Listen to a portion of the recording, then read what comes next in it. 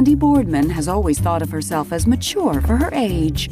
Even at 17 years old, she wasn't one to party or break the rules. I was pretty responsible. I didn't really have time to be wild. I had a job, I had school, I played softball. I grew up a block away from the ball fields, and it was the place to be.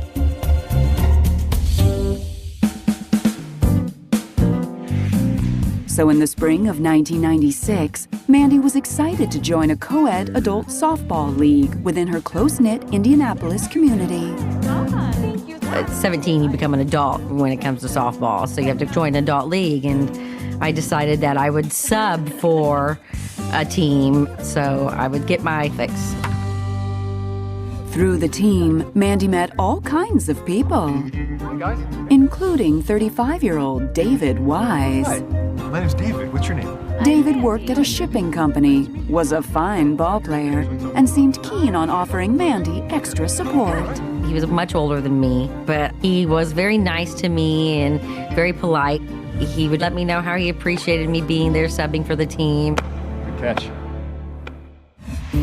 So when David made his true intentions known shortly after Mandy turned 18 by asking her out on a date, Mandy wasn't the least bit put off by their sizable age difference. He just took me to a local Italian restaurant, and it was very quiet, nice. There was definitely an attraction there, and he always knew how to make me feel pretty and wanted. Mandy and Dave were kind of an odd pairing, and it might have been because of the age difference. So to me, they were a little odd, but they seemed happy. Unfortunately, not everyone was as thrilled as Mandy about her new boyfriend. I was not a happy mommy, not happy at all. And I told her, I said, he is way too old for you. He could be your father. And she said, but he's not, and I was like, well, he could be, so that makes him too old for you. I always felt my mother was overprotective. It was very normal of her to be concerned about who I was dating, which probably made me want to date him even more. Mandy knew her feelings for David were different, but she became concerned when she noticed the amount of alcohol he seemed to consume regularly. I was not a drinker. I did not do that. So being around somebody who was always doing it was just very uncomfortable. So I did tell him, I'm okay if you drink a couple beers every now and then, but the hard stuff had to stop. You've been drinking way too much. And to her pleasant surprise, David completely listened to her request. He stopped drinking. He actually even stopped drinking beer. I felt if he's going to quit drinking for me, this is going to be great because he obviously wants to make me happy. Within a year, it became obvious that marriage was in Mandy's near future. David and I had spoken about marriage a couple times, and I said to myself, if I was going to get married, I'm going to make sure that I'm going to be married forever. That spring, Mandy wed David in a simple ceremony in front of family and friends, much to Mandy's mother's dismay. It broke my heart because of the fact that I disliked him. I was really no part of it at all, none. And so I sat in the very last row, and I wore completely black. It was not very encouraging, but I was in love with him, and we were going to get married, and not hell or high water was going to stop me. But hell is exactly where Mandy would find herself. And when she slowly uncovered the layers of David's deceptions, it would become clear Mother does know best. I almost lost my breath. This is some pretty weird, sick stuff that's going on. I was just so dumbfounded and shocked. I never thought something like this would happen to me.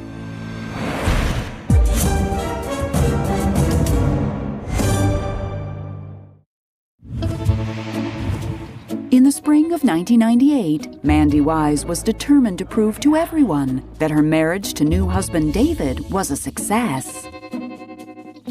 That's what you do. You get married and you're married forever. Mandy's not a quitter. She will try to her last breath to keep right on going, and she wanted everything to work out. And indeed, it seemed it would. When nearly 9 months to her wedding day, Mandy delivered a healthy baby boy. And 1 year later, she became pregnant again, this time with a daughter. But by the time their little girl was born in December 2001, Mandy noticed that David seemed to be falling back into an old habit. The drinking had gotten to a point where it became more often. People around us started noticing and making comments. He was more boisterous, more obnoxious. If he was awake, he pretty much had a beer in his hand. Fine. Fantastic. Mandy had no clue why David had suddenly gone back on his word to stop drinking and decided to confront him one evening. What is wrong with you? I tried to explain to David that not only was I not wanting to accept his drinking, Promise me. but I didn't want an alcoholic around my children. You're so sick. I'm so sick of this. I'm yelling at him. Leave me alone. You never know you. He's yelling back at me, and he smacked me. I was just so shocked. It was definitely a tipping point. He never apologized. And so from that point on, it seemed like arguments weren't just arguments. They were wars. Soon, Mandy and David were arguing over everything. David and I didn't have a very great, intimate relationship because I didn't want to do it. You're so drunk and I don't want to sleep with you. The attraction was gone. And he would just push and push and push. And so I would finally just be intimate so that we could get the argument over with and move on. Mandy refused to admit defeat, so over the next few years, she did her best to ignore the husband-shaped elephant in the room. She started her own cleaning company and focused on her kids instead. I think she wanted everybody to feel like she was in a good marriage. Most of us could see that it was a little rocky. By 2005, with all Mandy had going on, she wasn't too alarmed when she began feeling incredibly groggy, even after getting a solid night's sleep. I was finding myself in the middle of the day not being able to keep my eyes open. I couldn't figure out exactly what was going on with me. There was many, many times that I called there at their house, and he would answer the phone. Well, she's asleep. I said, it's 4:30 in the afternoon. Why is she sleeping? She's tired. She's been working hard. But when Mandy began to wake up in the middle of the night with a strange taste in her mouth, she couldn't help but take notice. It was very bitter, very strong taste that was like stuck there and wouldn't go away. Mandy's mind landed on the only possible explanation she could muster. We had a canopy over our bed, and I thought, well, maybe there are spiders up in there, and they're coming down, and they're jumping in my mouth. No, it's gross. I thought, this is crazy, but what else could it be? David never seemed very concerned. It was like, oh, well, you must be eating spiders. Go back to sleep. As the months went by, Mandy continued to feel exhausted. By Thanksgiving 2006, she was notably tired, but looking forward to the holiday. My father was coming. I was very excited to be cooking for my whole family. Mandy went to sleep that night feeling happy for the first time in a long time, until she suddenly awoke to a blinding sensation. I was woken up to a light in my face. But I look, and then I see the light go away, and I watch my husband run away. What are you doing? I saw him on the other side of the bed stuffing some stuff underneath the mattress. I'm like, what's going on here? What is that? Show me. What did you do?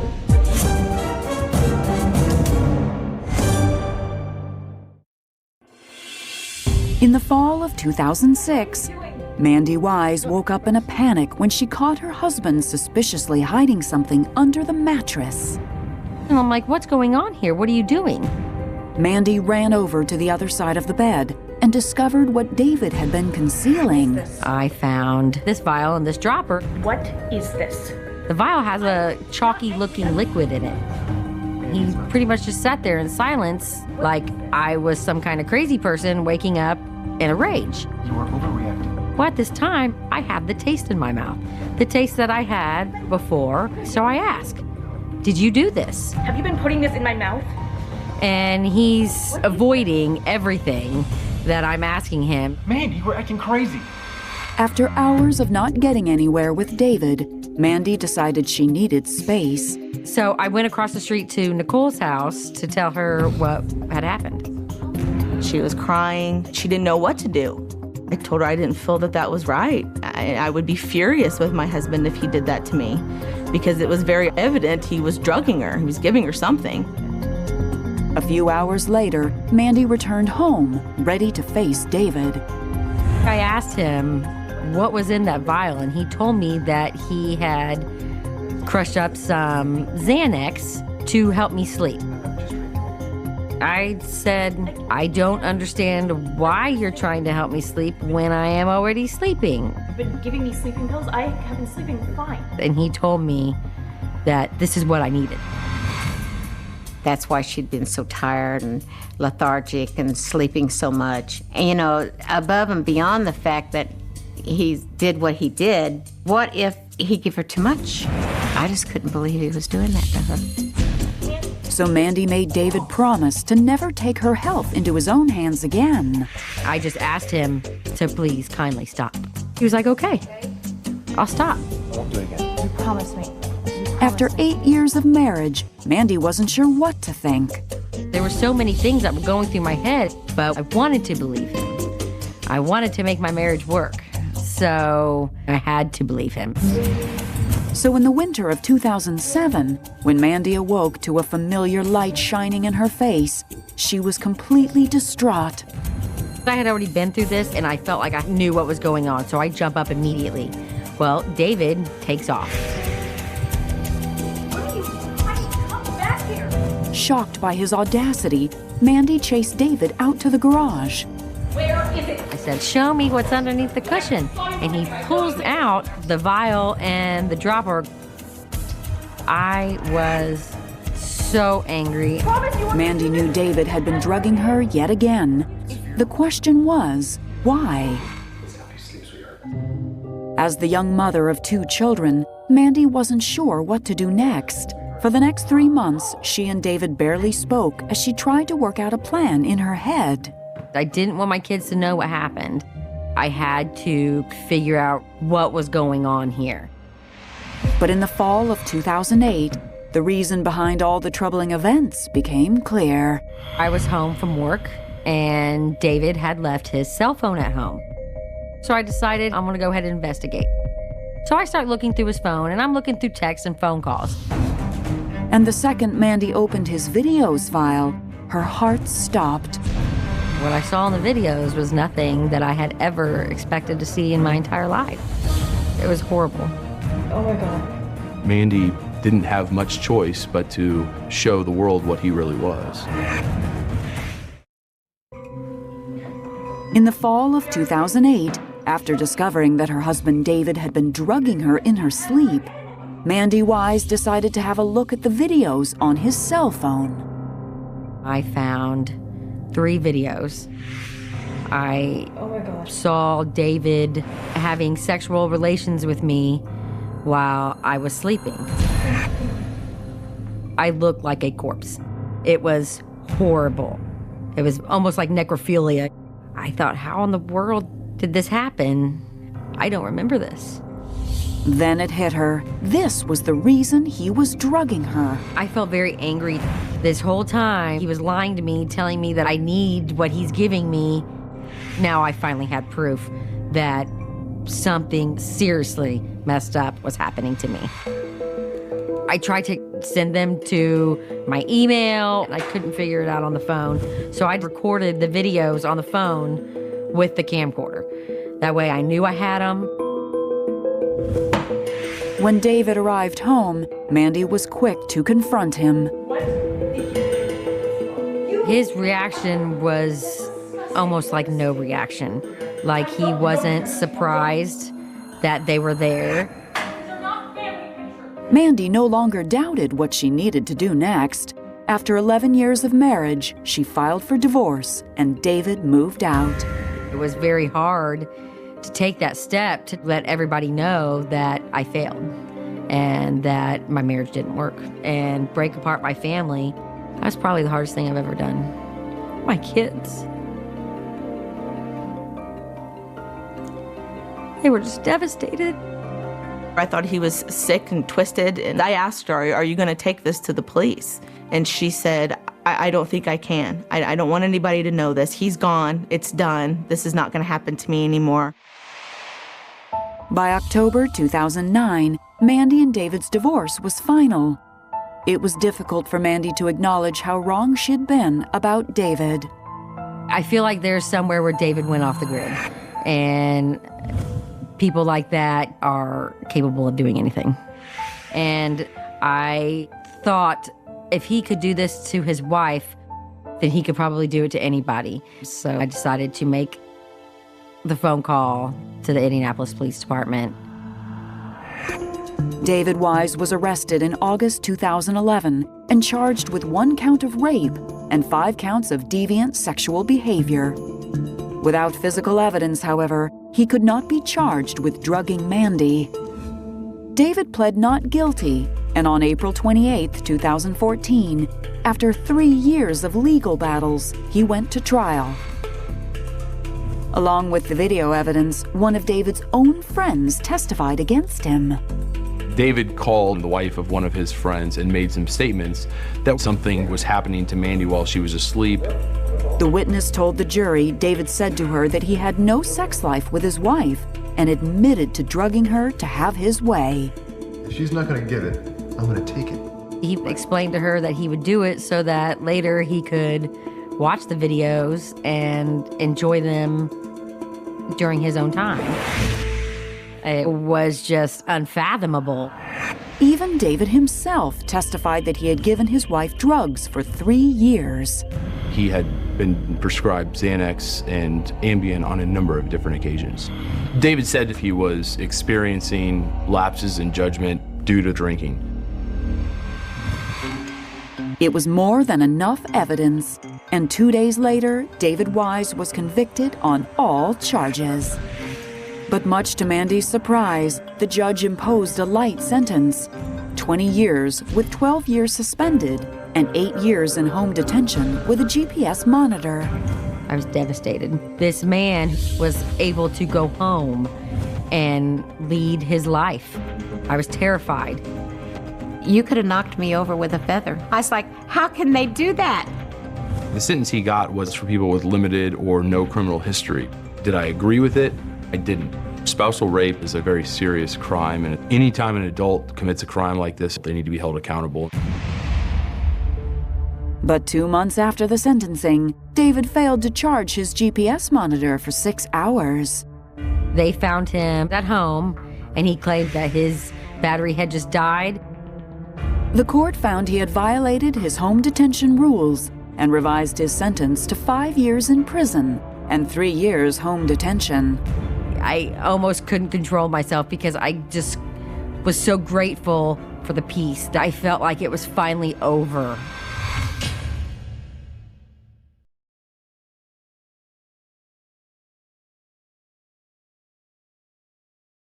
Today, Mandy knows coming forward exposed the ugly truth in her marriage that she fought so hard to hide. I feel like what I have done has brought attention to spousal rape. And now people are becoming more aware. Everybody needs to know that if you don't give consent, there is no consent. With everything that she's had to do, I'm very proud of her for coming forward and saying, this is me. It happened to me. I'm very proud of her for that. It takes a lot of courage. I never thought something like this would happen to me. But I'm definitely still strong-headed. And I want to make sure that whatever I do makes a difference.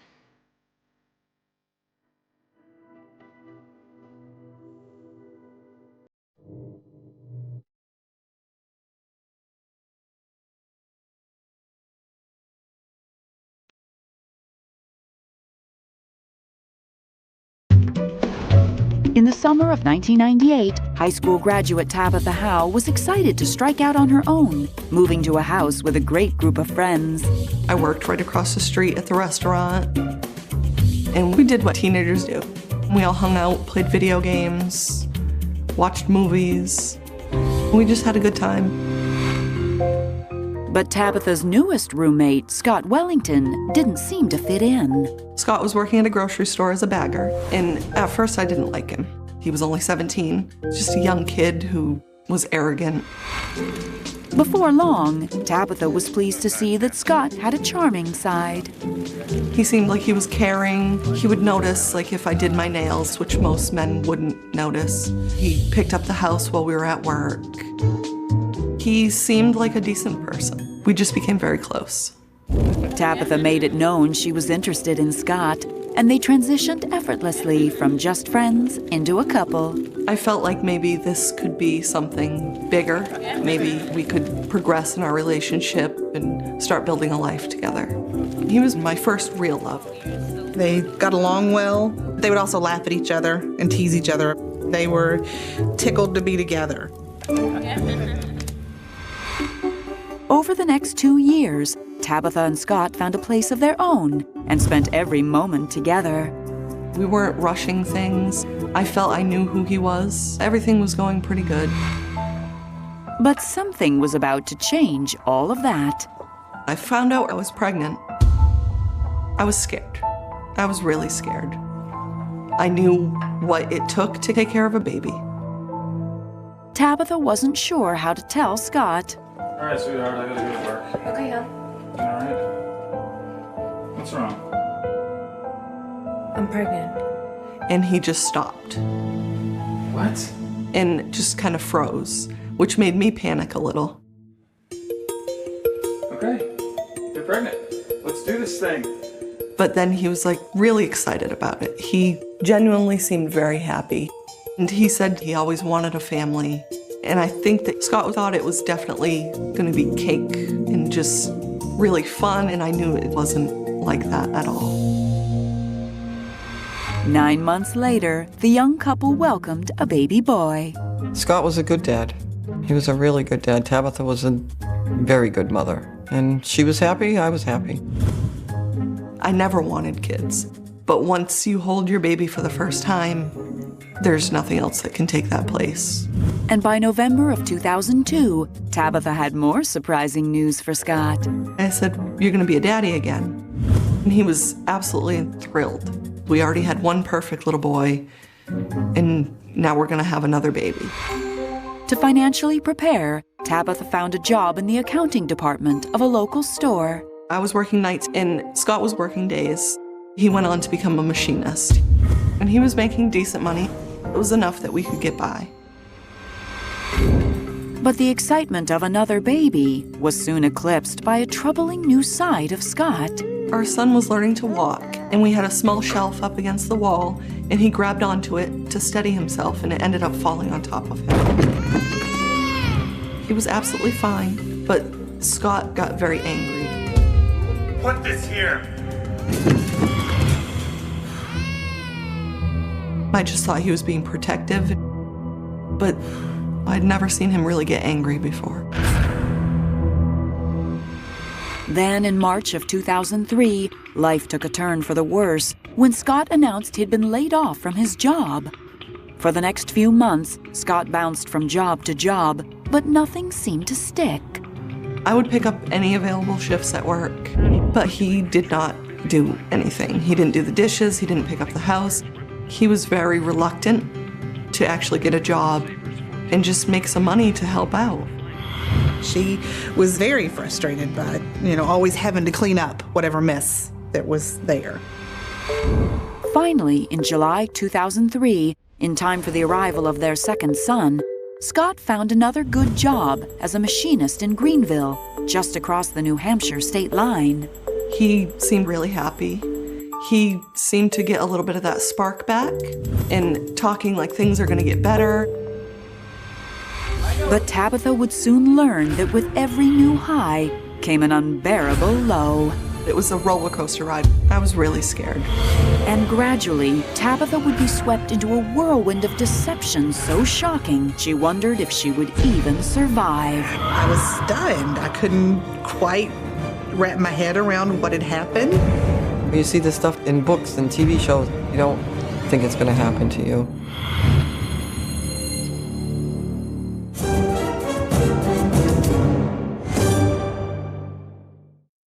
In July 2003, after giving birth to their second son, Tabitha Howe was relieved when her boyfriend Scott Wellington landed a promising new job as a machinist in the quaint town of Greenville. Greenville, it seemed nice and quiet. It's a small little town. We found a cute little 2-bedroom apartment. It was so close to the post office. We were told we had to get a post office box because the mail delivery service would not deliver our mail. Scott always had the keys with him, and he would always get the mail. With an additional mouth to feed, the couple began pulling long hours at work to support their growing family. And the stress of rarely seeing each other began to take its toll. We were kind of like ships passing in the night. It put up a lot of barriers in between us. During Christmas, I would work until midnight, 1 o'clock in the morning, and he would accuse me of being out cheating on him. Where have you been? I was at work. It got to the point where I would have to print out the times that I punched in at work and punched out. I felt like Scott wanted to have complete control over me. Tabitha was sad, you know, and she just didn't know how to prove to him that she wasn't with other men. Don't walk away from me. Tabitha didn't know what to make of this new side to Scott. But even more surprising, one day that December, Scott completely blindsided her. Scott talked about getting married. It was not something that I have ever wanted. It's just a piece of paper to me. But that's what he wanted. He wanted a real family. So he went and got a ring. Will you marry me? Wow. We had 2 kids. Obviously, this was something that was long-term. Yeah. But we never set a date. We just stayed engaged, and I think it was really more in his mind than anything. And after giving birth to a daughter in 2005, and then another little girl in 2009, it seemed their family was complete. I knew I didn't want any more kids. 4 was more than enough.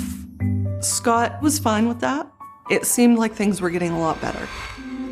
Then Scott arrived home one day early from work and dropped a bombshell. Why are you home from work so early? I quit. I was just dumbfounded. And I said, "What do you mean you quit? How are we going to support the kids?" You know we need the health insurance. I know that. Just get off my back about it. It turned into a big fight, and he yelled and he screamed. As Tabitha took on more hours at work, she struggled to understand why, out of the blue, Scott tossed his family into yet another financial storm. It wasn't until January of 2010 when Tabitha showed Scott a listing for a machinist job at a local company called C&M that he finally took action. It seemed like a really great company. He called them, he went down for an interview. They ended up hiring him. Tabitha hoped their troubles were finally behind them.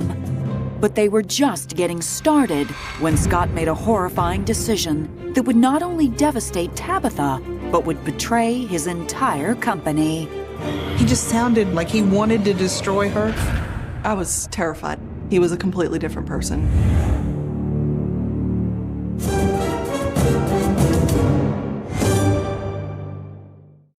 In 2010, Tabitha Howe was thrilled when her fiancé, Scott Wellington, landed a solid job, one that enabled him to support their 4 young children, ages 1 through 9. But despite Scott making good money, he seemed to grow more irritable by the day. We can't afford more than one line. And before long, his controlling streak returned with a vengeance. Scott, I really need a phone. Scott got the home phone shut off, and that's when he really started to isolate me from everybody. I got her another cell phone, and I paid the bill. He was not happy about that because there was nothing he could do. And though Scott wanted more control, He didn't seem to want to spend more time with Tabitha and the kids. He would get up really early and say he was going to work, like 3 o'clock in the morning. Okay, thank you. One time, I brought him to work, and I said, we'll have lunch with you. We'll have a little picnic outside. Oh, no, you can't bring the kids there. There could be metal scraps in the yard. It'd be dangerous for the kids. He made it sound like it was concern for the kids. Then, in December 2010, just in time for the holidays, the pendulum swung again. I have a little bit of a surprise for you. He came home and he just started pulling money out of his pockets. And he said that he got a $3,000 bonus from work. I said, really? He said, I helped them get a really big contract. It was fabulous. So I was like, well, it's gonna be a really good Christmas for the kids.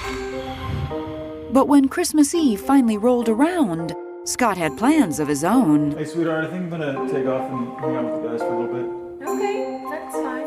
I said, just don't be too late because, we have a lot to do. He was like, okay, he gave me a kiss. He left. Boom! Gotcha. Tabitha and I were online playing a game. It was just sort of a way to pass the time. When Scott returned home later that night, it was clear something other than the holiday spirit had possessed him.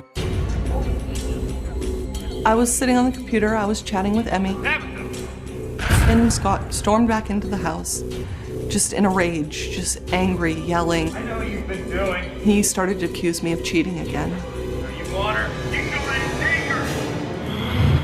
And then he picked me up and threw me across the living room. You could hear the physical tussle. You knew a physical altercation was going on. The microphone just sort of hit the desk with a thump. And then it just went silent. So I sat there sort of stunned and immediately started trying to call her. I was scared. I was really scared. Now all the kids are out of bed. I said, I'm calling the police. He took off. I was terrified, and I called my mom. She called me, crying, and said that he just went off the deep end, and he had just left on foot. She asked me to come up there, and I did. She finally texted me. She was okay, that her mom was on the way, and that he had left. Tabitha struggled to understand what had prompted the attack. But when Scott returned later that night, apparently calmed down, Tabitha let him stay. He seemed legitimately sorry for what had happened. I'm so sorry. I didn't really want him back in the house, but it was Christmas Eve. I couldn't let him ruin Christmas for the kids. It's supposed to be a magical time, not the day your father leaves. But soon what happened that Christmas would be the least of Tabitha's worries when her life took another dramatic turn, one that would end with a chilling discovery. He's devious, crooked, he's a sociopath. There's a very small percentage of people that are just absolutely evil. It shocked me. I was terrified, and I thought, was this his plan all along? On Christmas Eve 2010, Tabitha Howe was suddenly attacked by her partner of 12 years, Scott Wellington. But she allowed him to come back home, if only for the sake of their 4 young children. Scott was very quiet when he came back.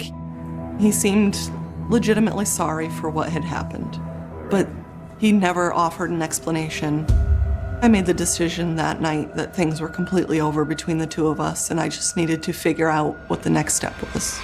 No, Evan, do not touch me. And 3 months later, in March 2011, Tabitha couldn't take it any longer. It's over. We had a really big fight. Everything just came out. I just couldn't handle it anymore. I was all done. I just needed him gone. I threw him out.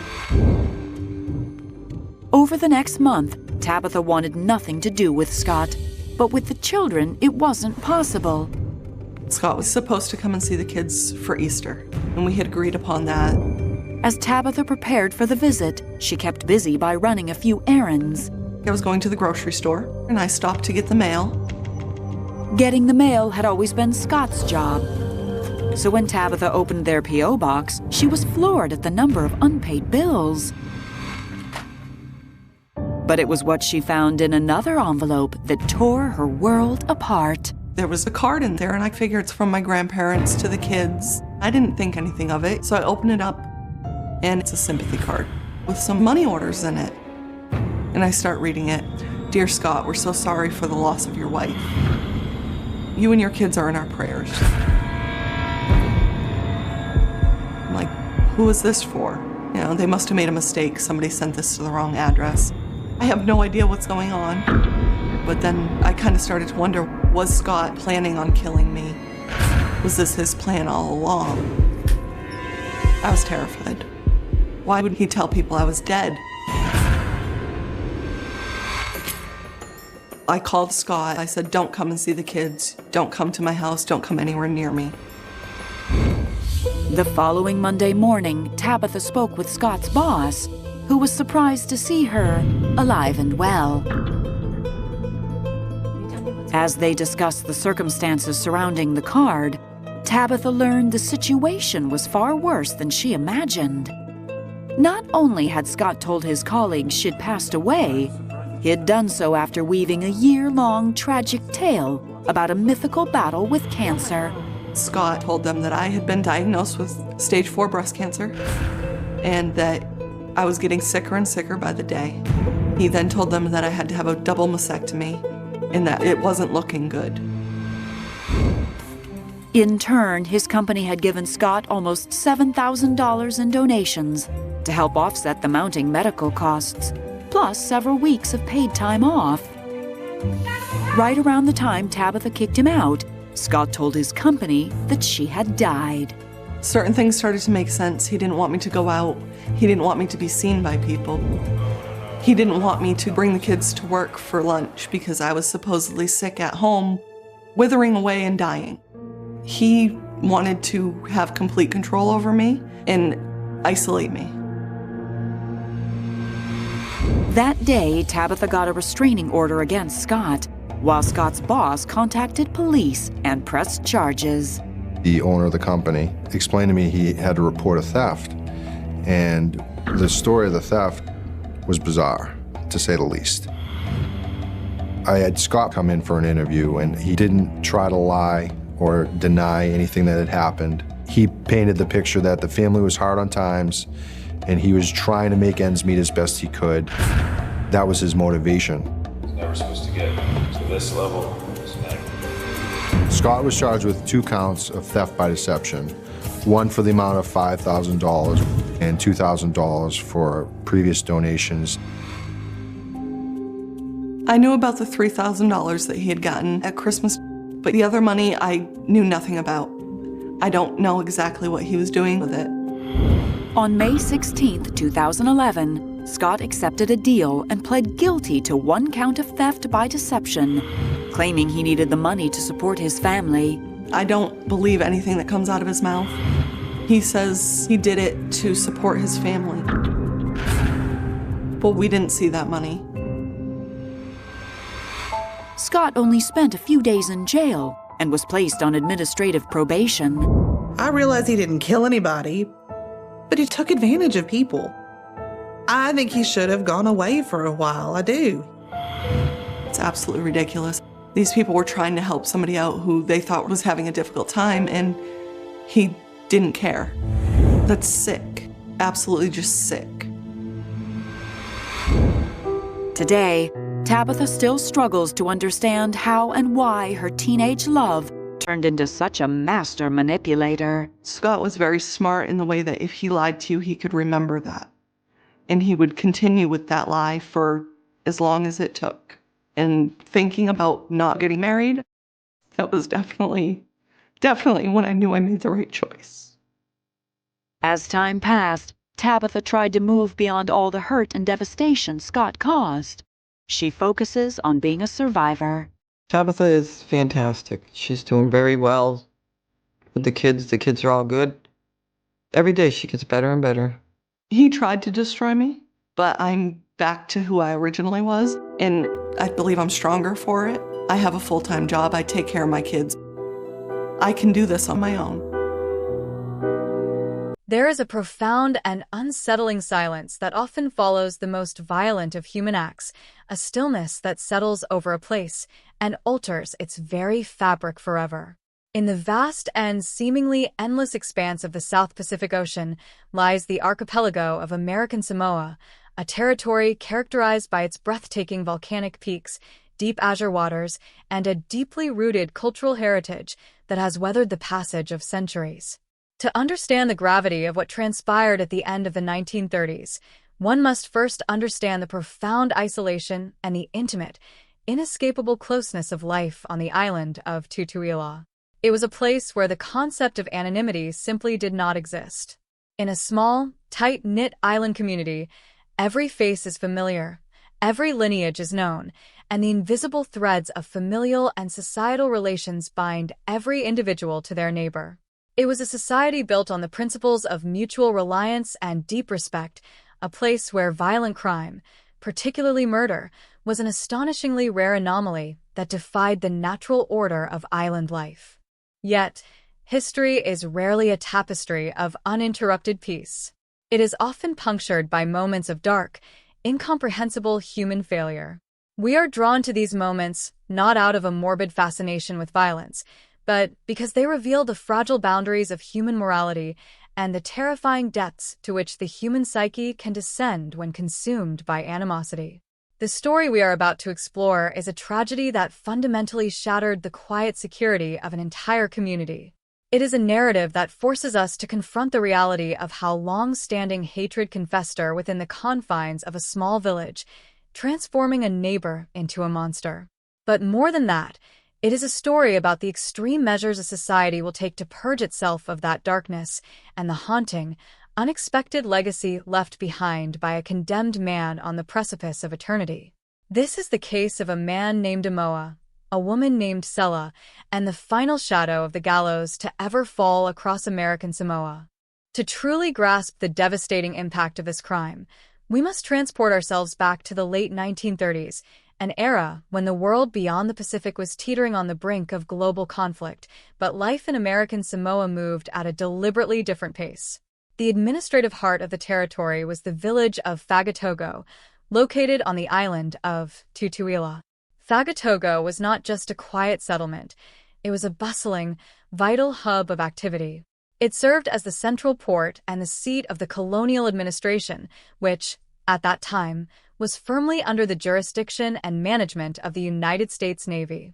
Naval officers in crisp uniforms walked the same paths as the indigenous Samoan population, creating a unique intersection of indigenous tradition and strict colonial military authority. Despite the presence of naval ships in the harbor and the administrative buildings that dotted the landscape, Fagatogo remained, at its core, a traditional Samoan village. The people lived by the ancient codes of their ancestors, prioritizing family, community harmony, and respect for their elders. The village was a place where generations had lived alongside one another, sharing the bounties of the sea and the land, and where a dispute between neighbors was typically resolved through dialogue, mediation, and a collective desire to restore peace. In such a profoundly interconnected environment, the very idea of brutal, calculating violence was not merely illegal, it was considered an existential threat to the fabric of their society. When you live on an island, there is nowhere to run and nowhere to hide. You cannot simply walk away from a conflict or move to another city to start a new life. You are forced to coexist with your triumphs, your failures, and your enemies. This inescapable proximity meant that personal conflicts had the potential to become deeply entrenched. When a disagreement could not be resolved, the resulting resentment did not dissipate into the ether. It settled into the soil of the village, growing darker and more toxic with each passing day. It is within this claustrophobic crucible of unresolved anger that the tragedy of Amoa and Sela was slowly and methodically forged. Sela was a native woman of the island, a member of the community whose life was woven into the daily rhythms of Fagatogo. Like everyone else in the village, she had her routines, her family ties, and her place within the social hierarchy. While the historical records focus heavily on the man who ended her life and the spectacular nature of his punishment, it is paramount that we anchor our empathy firmly with her. Sela was not merely a catalyst for a historical milestone. She was a human being who suffered an unimaginably cruel fate. She was the victim of a hatred so absolute and unyielding that it stripped away the humanity of the man who harbored it. The perpetrator of this horrifying violence was Amoa, a native man who also resided in Fagatogo. For reasons that began as personal grievances, a bitter and intractable conflict had taken root between Amoa and Sela. The exact origins of their dispute, the initial slight, the first harsh word, the original perceived injustice, were eventually eclipsed by the sheer magnitude of the animosity that followed. What is clear is that this was not a crime of sudden, uncontrollable passion triggered by a fleeting moment of anger. It was the culmination of a long-standing, deep-seated feud. Over an extended period, the tension between them escalated, transforming from a mere interpersonal disagreement into an obsessive, consuming hatred. In a village where everyone knew everyone, the community would have likely been aware of the friction between Amoa and Sela. They would have felt the palpable tension when the two crossed paths near the harbor or in the village center. Yet, no one could have possibly predicted the grotesque crescendo to which this resentment was building. The failure to reconcile, the inability to find a peaceful resolution in a society that prided itself on harmony, created a pressure cooker of negative emotion within Amoa. The hatred metastasized, blinding him to reason, to empathy, and to the severe consequences of the laws that governed his land. When the violence finally erupted, it did so with a ferocity that defied belief. Amoa murdered Sela, but the bare clinical terminology of the law, murder in the first degree, fails to capture the sheer savagery of his actions. The manner in which he carried out the killing was extraordinarily brutal. It was an act characterized by a callousness and a cruelty that shocked the naval authorities and absolutely devastated the indigenous population. When Sela's body was discovered, the condition of her remains told a terrifying story of unrestrained rage.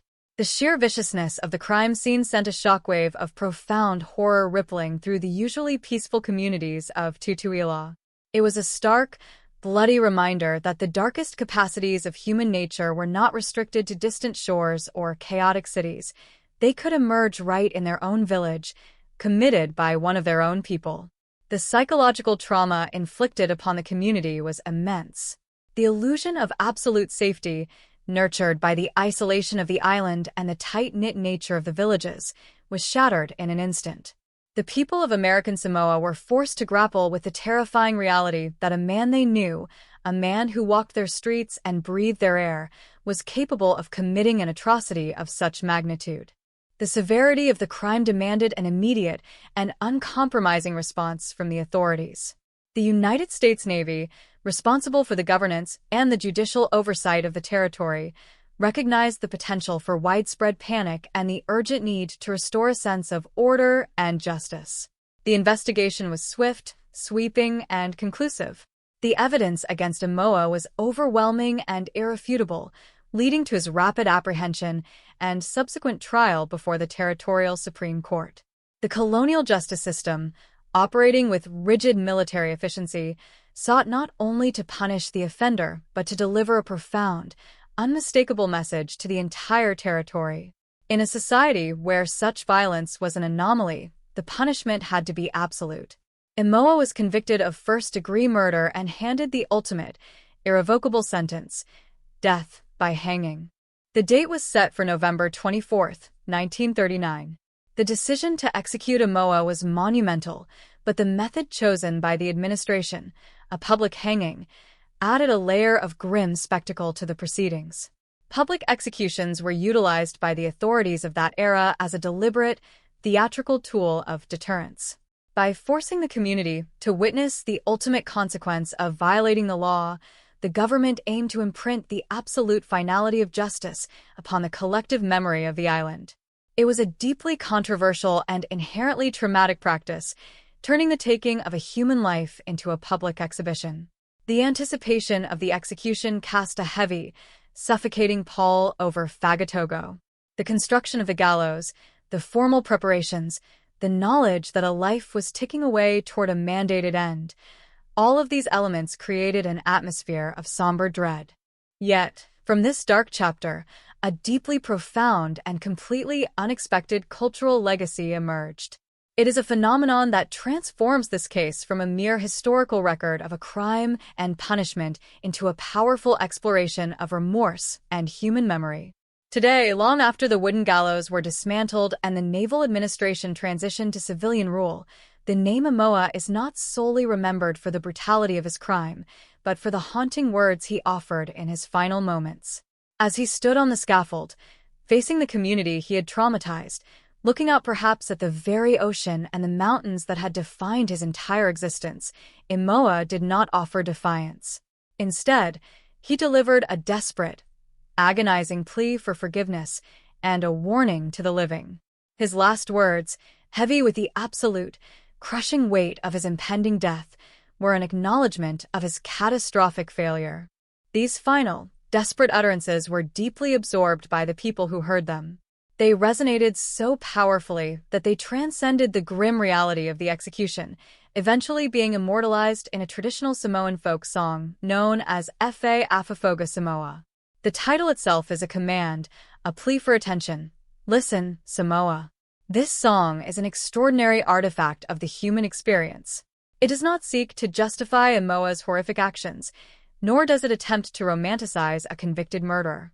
Instead, it serves as a mournful, tragic cautionary tale. It is the imagined voice of a condemned man reaching out from the abyss, urging his family, his fellow villagers, and all future generations to look upon his ruined life and learn the ultimate lesson. The song begs the listener to reject the poison of hatred, to aggressively suppress the fires of anger before they consume the soul, and to cling fiercely to the enduring values of family, respect, and the law. It is an acknowledgement that unchecked emotion can lead to irrevocable destruction, a destruction that claims not only the victim but the perpetrator as well. The tragedy of Selah's brutal death and the subsequent execution of Amoah marked a definitive turning point in the history of American Samoa. When the trapdoor fell on that November day in 1939, it signaled the end of an era.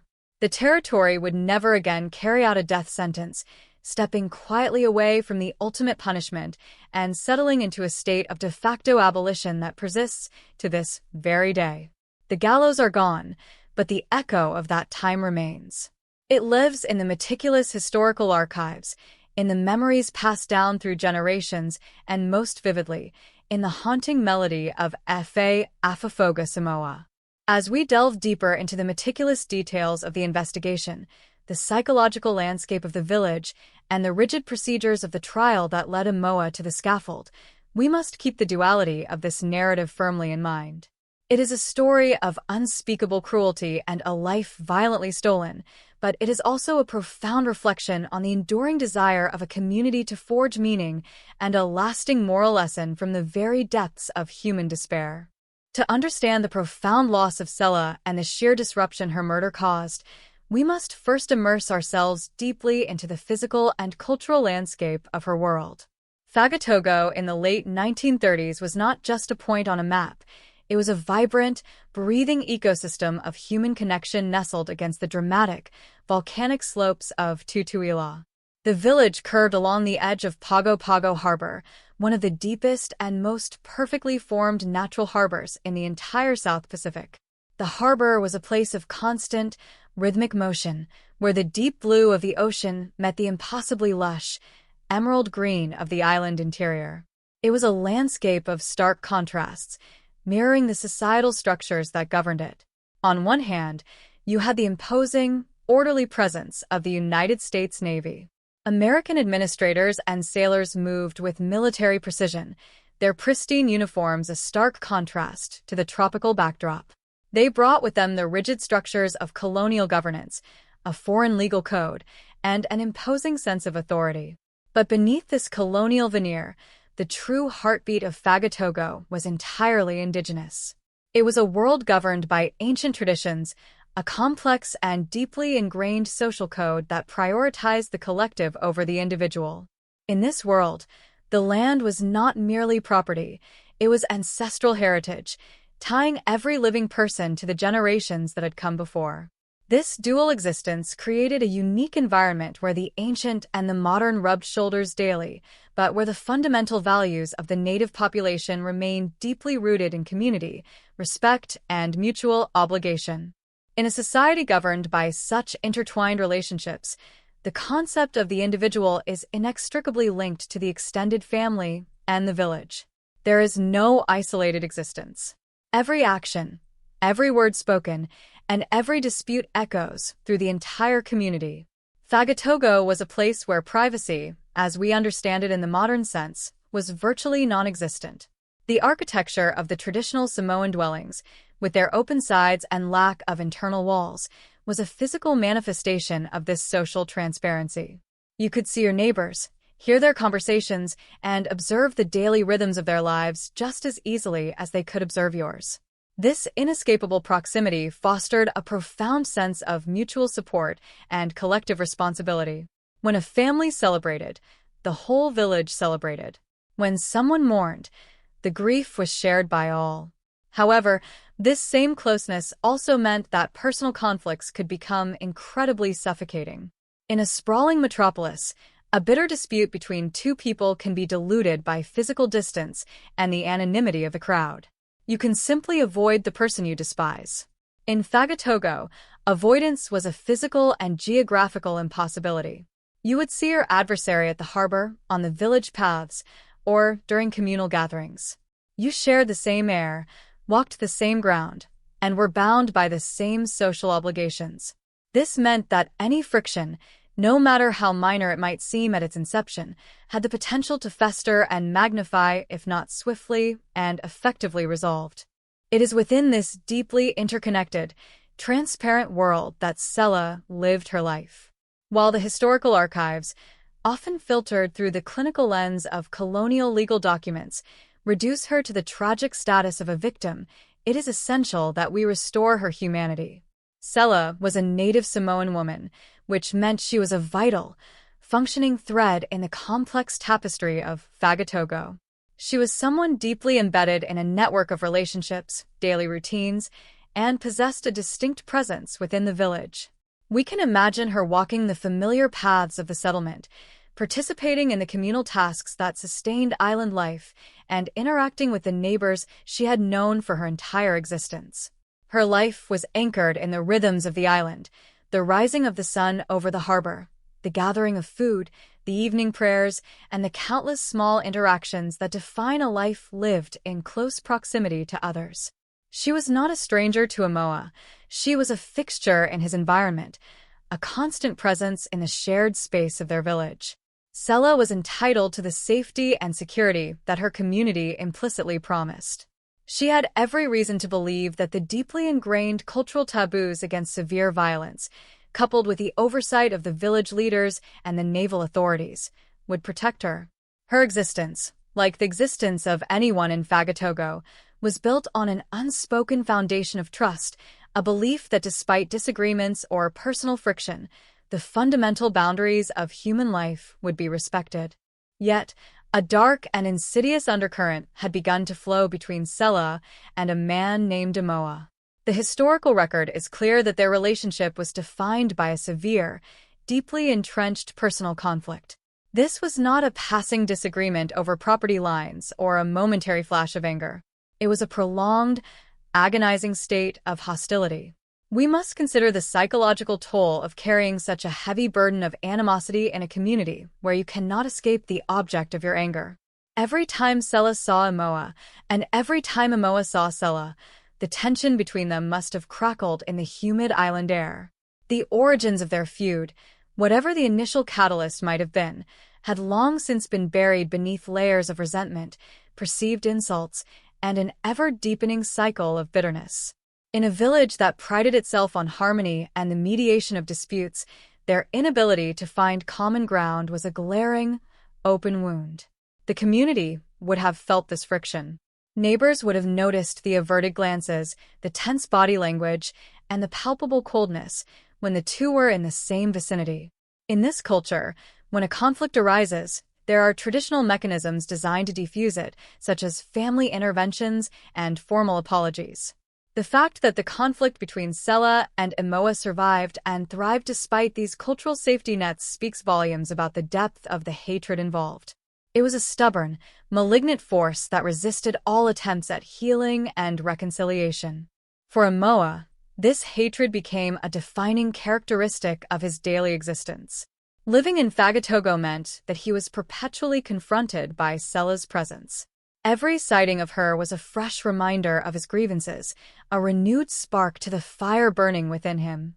The human mind, when consumed by such relentless negativity, often begins to distort reality. In Emoa's perception, Sela likely ceased to be a fellow member of his community, a woman with her own struggles and humanity. Instead, she became a symbol of everything that angered him, a singular focus for his mounting rage. This psychological narrowing is a terrifying phenomenon. It strips away the complex layers of human empathy and replaces them with a singular, obsessive narrative of victimization and vengeance. The tight-knit nature of the village, which normally acted as a protective embrace, became a psychological pressure cooker for Emoa.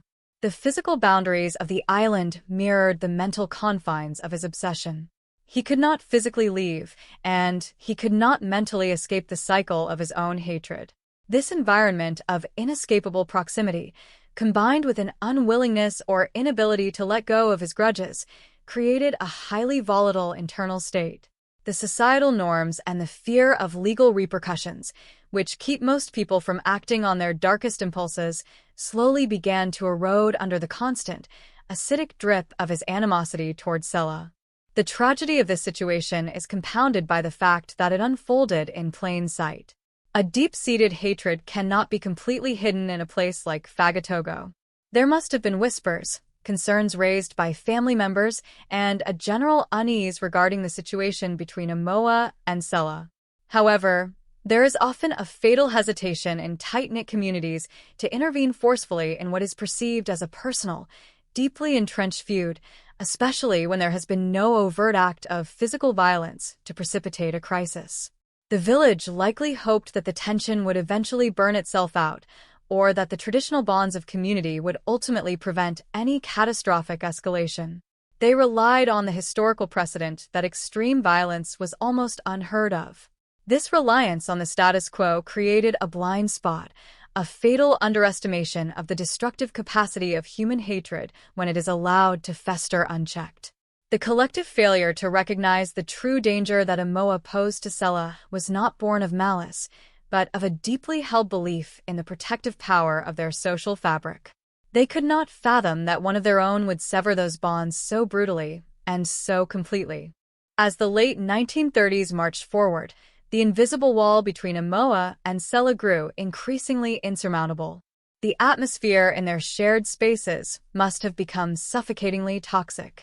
Sela, navigating her daily life, was forced to coexist with a man who harbored a lethal animosity toward her. It is a chilling thought, to live your life under the constant, heavy gaze of someone who wishes you profound harm, while surrounded by a community that, despite its best intentions, cannot fully comprehend the danger you are in. For Emoa, the point of no return was rapidly approaching. The internal dam holding back his rage was fracturing under the immense pressure of his accumulated grievances.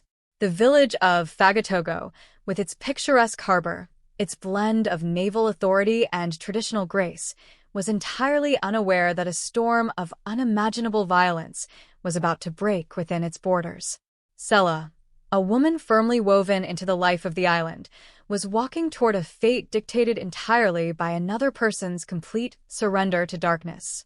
The stage was set, not by a sudden intrusion of evil from the outside world, but by the slow, quiet, and deadly cultivation of hatred in the heart of a neighbor. This insidious buildup of animosity was nearing its absolute breaking point, preparing to unleash a horror that the island of Tutuila would never forget. What exactly pushes a human being over that final, invisible precipice? It is rarely a single, monumental event. More often, It is a microscopic shift in perception, a moment where the internal rationalization of violence finally outweighs the deeply ingrained moral inhibitions. For Amoa, the daily reality of living in Fagatogo had become indistinguishable from his hatred for Sela. He had allowed his grievances to become the defining architecture of his reality. Every interaction, every rumor, and every accidental crossing of paths served only to reinforce his distorted worldview. In his mind, the elimination of Sela had transformed from an unthinkable taboo into an inevitable necessity. The tragedy of Sela is that she was completely defenseless against an enemy whose logic had been so entirely corrupted by anger. She existed in a reality defined by community norms and implicit safety, completely blind to the fact that Amoa was now operating in a reality defined exclusively by malice and a desperate, horrifying desire for permanent erasure. The peaceful illusion of the island was about to be shattered in the most violent manner conceivable. There is a specific, terrifying threshold that exists between the harboring of dark, hateful thoughts and the irreversible execution of a violent physical act. It is a boundary that the vast majority of humanity never crosses, held back by an innate moral compass, the fear of societal retribution, and a fundamental empathy for other living beings. For years, the village of Fagatogo had existed in a delicate, peaceful balance, relying on these deeply ingrained human inhibitions to maintain harmony among its people. The community functioned on the assumption that while disagreements were inevitable and animosities might occasionally take root, there was an absolute, unbreakable limit to how far a personal conflict could escalate. But the human mind is a complex and sometimes fragile vessel. When it becomes entirely consumed by a singular, obsessive resentment, the boundaries of reality begin to warp. For Amoa, the invisible barrier that separates bitter anger from physical destruction slowly disintegrated. The exact day and hour when this psychological dam finally broke remains a grim focal point in the history of Tutuila, marking the precise moment when a localized, personal feud metastasized into a horrific tragedy that would permanently scar the island. When the violence finally broke over Sela, it was not merely an escalation of an argument. It was an absolute shattering of the natural order. It was the sudden, catastrophic release of a pressure cooker that had been building heat for an undetermined amount of time.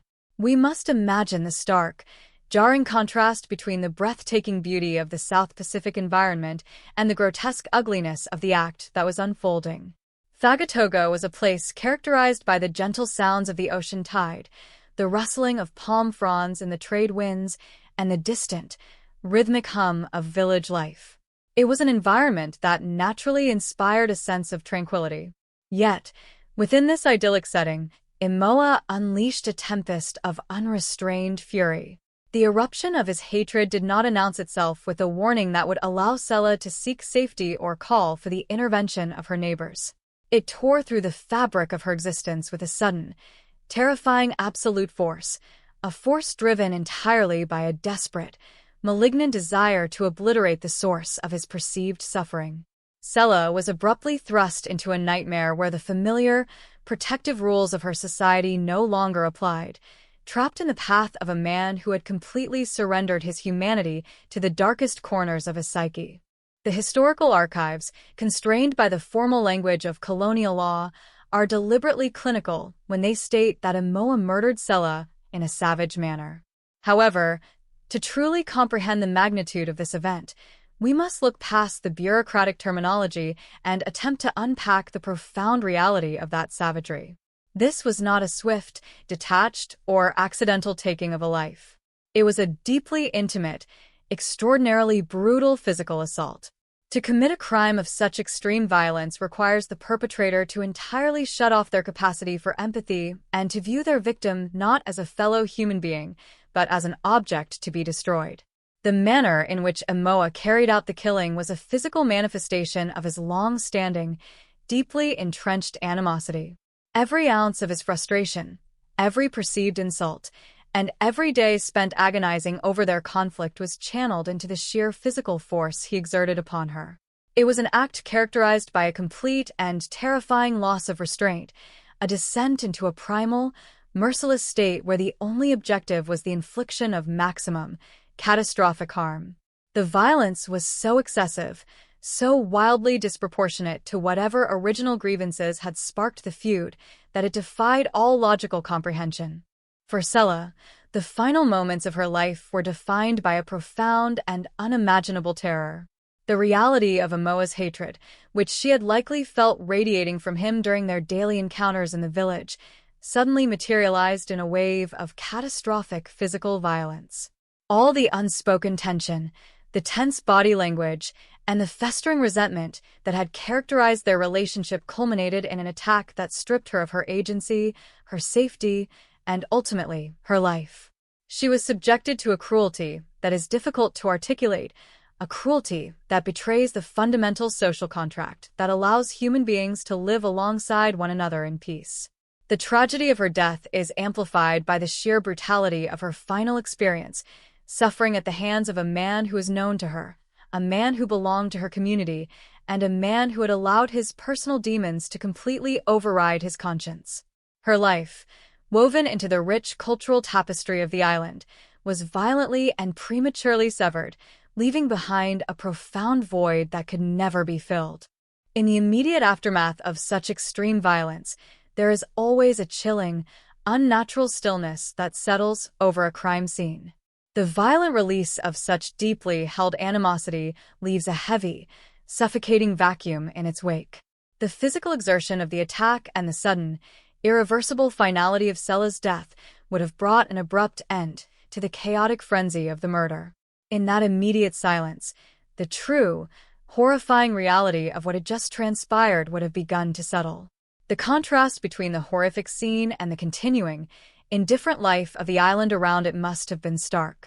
The ocean would have continued to lap against the shores of Pago Pago Harbor, and the trade winds would have continued to blow through the volcanic peaks, completely undisturbed by the catastrophic loss of human life that had just occurred in their shadow. For Amoa, the adrenaline of his rage would have eventually begun to subside, replaced by the chilling, inescapable understanding of the absolute finality of his actions. He had crossed a threshold from which there was no return. The hatred that had consumed him for so long had finally reached its terrifying, logical conclusion, leaving him standing amidst the absolute ruin of another human being. When Sela's body was eventually discovered, the scene that greeted the first onlookers was one of unimaginable horror. The condition of her remains was a grim, undeniable testament to a rage that defied all understanding. The people who first arrived at the scene, likely fellow villagers or naval authorities accustomed to the routine order of the island, were violently thrust into a nightmare. The sheer physical devastation inflicted upon the victim painted a vivid, horrifying picture of the agonizing ordeal she had endured. The brutalized state of her body communicated the depth of the perpetrator's malice far more effectively than any spoken word or written confession ever could. It was a visual shock that seared itself into the minds of those who witnessed it, a grotesque tableau that violated every fundamental norm and taboo of their society. The natural instinct in the face of such overwhelming brutality is revulsion and disbelief. The onlookers were forced to confront the terrifying reality that a human body, someone they knew and recognized, could be subjected to such extreme and merciless destruction. The physical evidence of the crime scene left absolutely no room for ambiguity or minimization.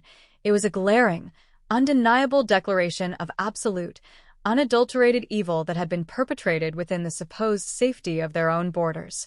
The news of the murder, and specifically the horrific, savage manner in which it was carried out, swept through the village of Fagatogo and the surrounding settlements like a physical blow. The psychological impact on the community was immediate, profound, and utterly devastating. In a society where the worst crimes were typically minor thefts or localized disputes, the introduction of a first-degree murder characterized by extraordinary cruelty was completely paradigm-shattering. The tight-knit nature of the island, which normally served as a source of immense comfort and security, suddenly transformed into an amplifier for the collective trauma. Everyone felt the shockwave. The invisible threads that bound the community together vibrated with a shared sense of horror, grief, and a sudden, paralyzing fear. The illusion of absolute safety that had been nurtured by the isolation of the territory and the deep traditions of the Samoan people was violently and irrevocably shattered. The villagers were forced to look at one another with a new, terrifying lens, grappling with the incomprehensible realization that the capacity for such extreme, monstrous violence existed not in a distant, chaotic land, but right in their own home, hidden behind the familiar face of a neighbor. The sheer cruelty of the act stripped away the community's collective innocence. Conversations in the village, usually filled with the daily affairs of island life, were replaced by hushed, frantic whispers about the condition of the body and the sheer, incomprehensible brutality of the man responsible. A heavy, suffocating pall of anxiety descended upon Fagatogo. Parents likely held their children closer. Doors that were traditionally left open to welcome neighbors may have been drawn shut, and the once comforting darkness of the tropical night suddenly felt deeply menacing. The fabric of trust that is absolutely essential for the survival of a small, isolated community had been severely torn. The murder of Sela was not just the end of one woman's life, it was a profound assault on the very identity of the village. The people of American Samoa were forced to navigate a completely unfamiliar and terrifying emotional landscape, attempting to process a level of violence that completely defied their understanding of the world. The echoes of that brutal day, the visceral shock of the discovery, and the profound sorrow for the victim would resonate through the community long after the physical evidence of the crime was cleared away, setting the stage for a judicial response that would be as absolute and uncompromising as the crime itself. The discovery of the scene of the crime in Fagatogo marked the beginning of a rapid and uncompromising transformation in the atmosphere of the territory. The shock that had initially paralyzed the community quickly gave way to a frantic, urgent necessity for order and retribution. In any jurisdiction, the investigation of a capital offense is a significant endeavor, but in a small, isolated territory like American Samoa in the late 1930s, the process took on a singular, focused intensity. The United States Navy, holding the levers of administrative power, acted with the mechanical precision one would expect from a military organization. Their priority was not merely to investigate a murder, it was to demonstrate the absolute and unyielding reach of the law in a place where such a horrific violation of the social contract had occurred. For the naval authorities, the investigation was a declaration that the territory remained under the rule of law and that the savage, unchecked violence that had claimed Sela's life would be met with a response equally absolute and final. The investigators moved into the village with a mandate that transcended the standard protocols of the time. They were tasked with gathering irrefutable evidence, constructing a narrative of the events that led to the murder, and ensuring that the man responsible was held accountable in the most public and authoritative way possible. The investigation began by cordoning off the immediate vicinity where Sela's life had been so violently extinguished. In a village where life was lived in the open, this act of sealing off a location was a powerful, symbolic departure from the norm. It transformed a site of familiar daily interaction into a grim, clinical area of forensic interest. Naval personnel, standing guard with a solemnity that mirrored the gravity of the crime, enforced a rigid perimeter. The collection of evidence was, by the standards of the day, thorough and systematic. Every physical detail of the scene was documented, every potential witness was identified, and every scrap of information that could illuminate the timeline of the murder was gathered. The investigators understood that the strength of the case against Amoa would determine the legitimacy of the judicial response. They could not afford any ambiguity, any room for doubt or defense. The community, still reeling from the shock, watched from a distance, their usual transparency replaced by a protective wall of silence and uncertainty. The investigation was not just a police procedure, it was a public spectacle of the state asserting its authority over the chaos of human impulse. Central to the investigation were the interactions between Amoa and Sela in the days and weeks leading up to the murder. The authorities were meticulous in reconstructing the history of their conflict. They sought out those who had observed the tension, the villagers who had witnessed the cold, averted gazes or heard the harsh, final words exchanged in the village square. They sought to map the trajectory of the animosity that had culminated in the atrocity. This was the most challenging aspect of the inquiry, as it required probing the deeply personal, often unspoken, history of an island feud. The investigators had to navigate the traditional cultural codes, the reluctance of neighbors to testify against one of their own, and the inherent complexity of village dynamics. However, the sheer, undeniable brutality of the crime made the truth harder to obscure. The severity of the murder had already stripped away the protective layers that might have shielded a lesser offender. The witnesses, though shaken, provided a consistent narrative of a man consumed by a long-standing, obsessive hatred.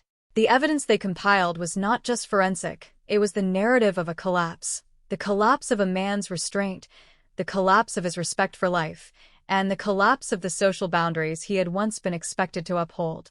The role of the military administration in this process cannot be overstated. The Navy did not view this as a civilian problem that required a civilian solution. They saw it as a breakdown of order that demanded a military-style correction. Their presence throughout the investigation was a constant, visible reminder that the rules of the territory were dictated by an authority that operated far beyond the borders of the island. They were efficient, they were decisive, and they were, in their own way, utterly relentless. As the evidence against Moa solidified, the investigators moved with a swiftness that left little room for the accused to maneuver. There were no elaborate defense strategies to be formulated, no complex legal arguments to be debated. The crime was so visually and physically clear in its intent and its execution that the investigation functioned as a straight line toward the inevitable conclusion of a formal trial. The naval authorities ensured that the bureaucratic, administrative, and judicial mechanisms were all synchronized to deliver a result that would be swift and conclusive. Every piece of testimony, every forensic observation, and every statement gathered was processed with the singular aim of building a case that was legally bulletproof. As the investigators moved through their work, the atmosphere in Fagatogo became increasingly heavy with anticipation. The village was no longer just a site of a crime, it was a site of impending judgment. The presence of the naval officers, the procedural rigor of the investigation, and the constant, unsettling awareness of the murder in their midst created an environment where the usual routines of island life felt fragile and somewhat artificial. The people of Fagatogo were watching the machinery of the state grind into motion, and the process was nothing short of intimidating. They saw, in real time, how the law responded to the worst of human behavior. The investigators' search for the truth was so thorough that it inevitably exposed the private, hidden history of the conflict between Moa and Sela, bringing it into the cold light of the courtroom. The investigation acted as a magnifying glass, focusing on the dark, neglected corners of the village's interpersonal relationships and dragging the truth into the center of public discourse. It was a process of total, systematic exposure, ensuring that there would be no mystery, no hidden motives, and no lingering questions about who was responsible and why. When the investigation reached its conclusion, it was entirely clear that there would be no alternate narrative, no room for defense, and no possibility of leniency. The evidence, the timeline, the witnesses, and the physical evidence of the crime itself all converged on one conclusion. The naval authorities had completed their task. They had established an unassailable record of a brutal, cold-blooded murder. The case was ready for the next phase of the process, the phase that would formally codify the judgment of the territory. The investigation had functioned as the foundation for the finality that was to follow.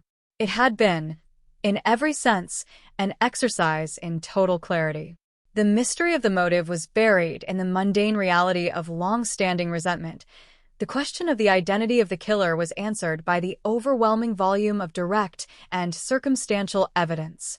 There was nothing left to uncover, no more information to be gained. The investigators had done their job with a grim efficiency, and the result was a case file that was as damning as it was complete.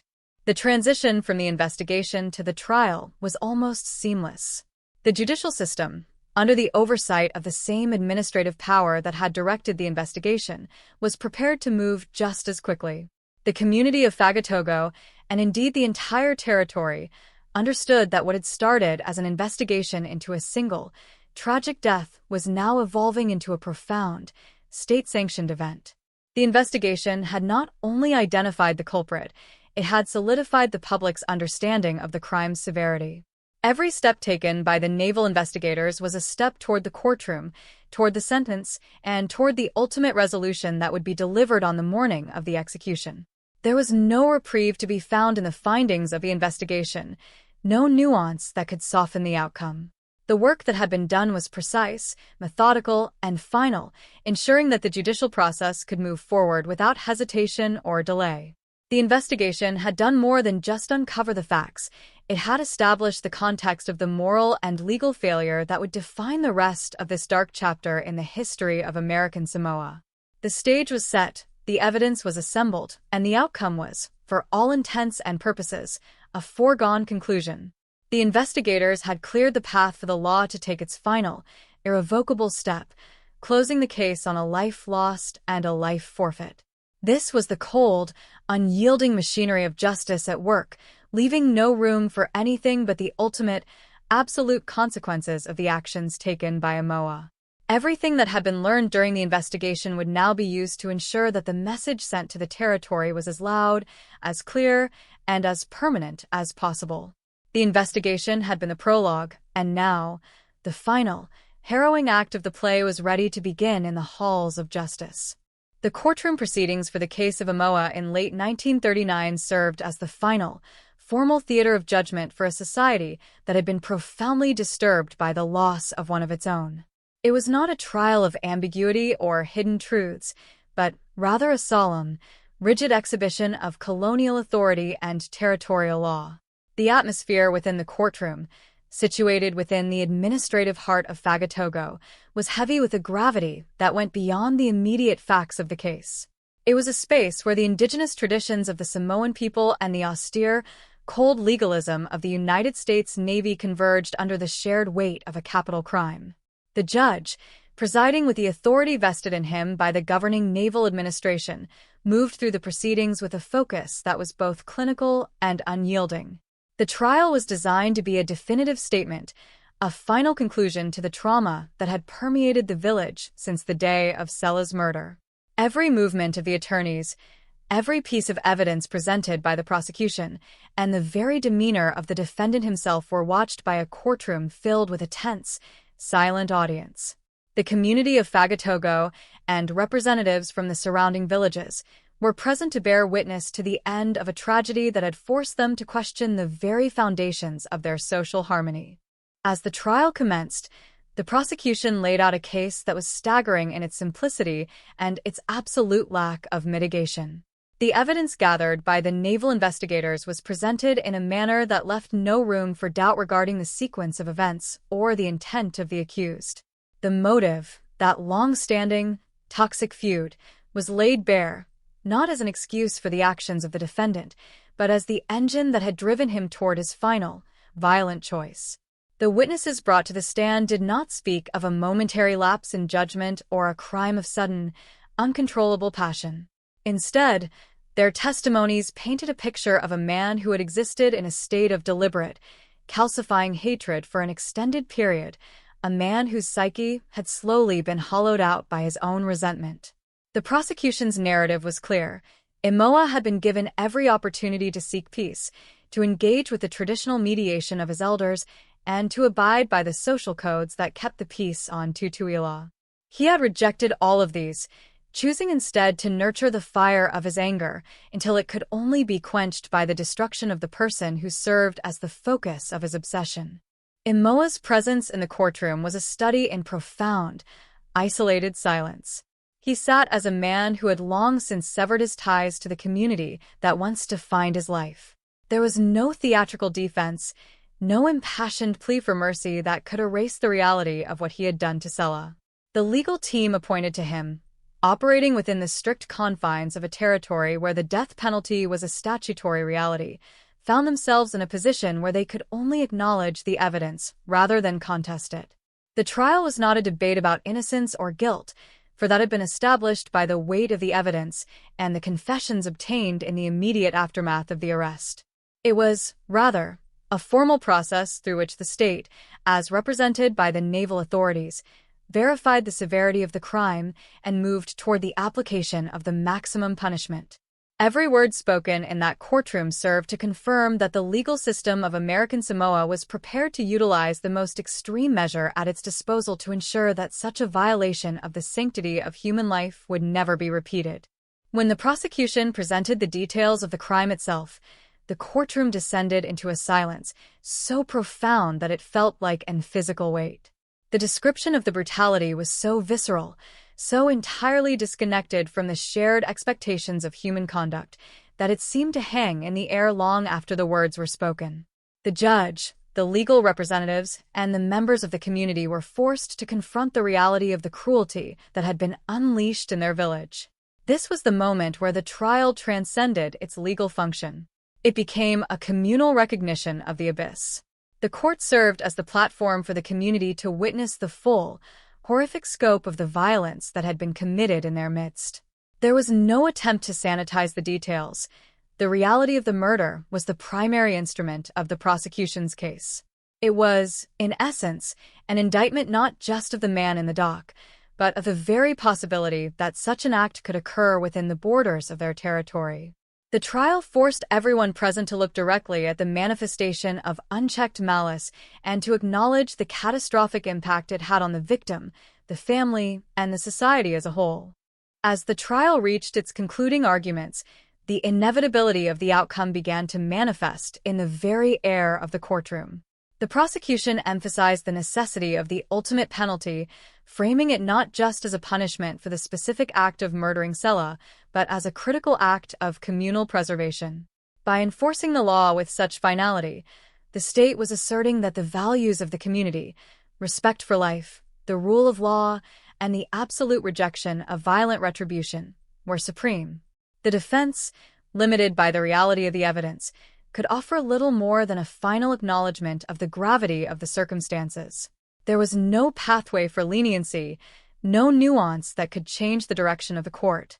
The judge, when delivering the verdict, spoke with a somber resolve that signaled the end of the entire ordeal. He found Amoa guilty of first-degree murder and sentenced him to be executed by hanging. The sentencing was the final, definitive punctuation mark in the story of the trial. The announcement of the death sentence did not trigger an eruption of emotion in the courtroom. It was received with a chilling, solemn stillness. The people present had known, deep down, that this was the direction in which the proceedings were heading. The horror of the crime had already dictated the path that the law would follow. The trial had served its purpose, which was to formalize the judgment of the society and to ensure that the process of justice was as transparent and as absolute as possible. As the proceedings drew to a close and the defendant was led away to await his final, scheduled moment of judgment, the courtroom began to empty into the tropical sunlight of Fagatogo.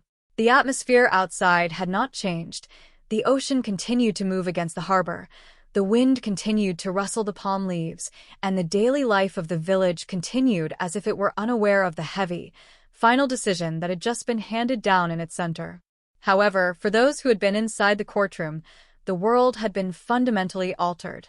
The trial had not just processed a criminal, it had codified the end of a long-standing, brutal conflict, and it had officially marked the territory's stance on the most extreme form of violence. The legal system, operating in the shadow of the naval administration, had fulfilled its mandate with a terrifying efficiency. It had used the trial to draw a line in the sand, a boundary that could not be crossed without the consequence of the ultimate penalty.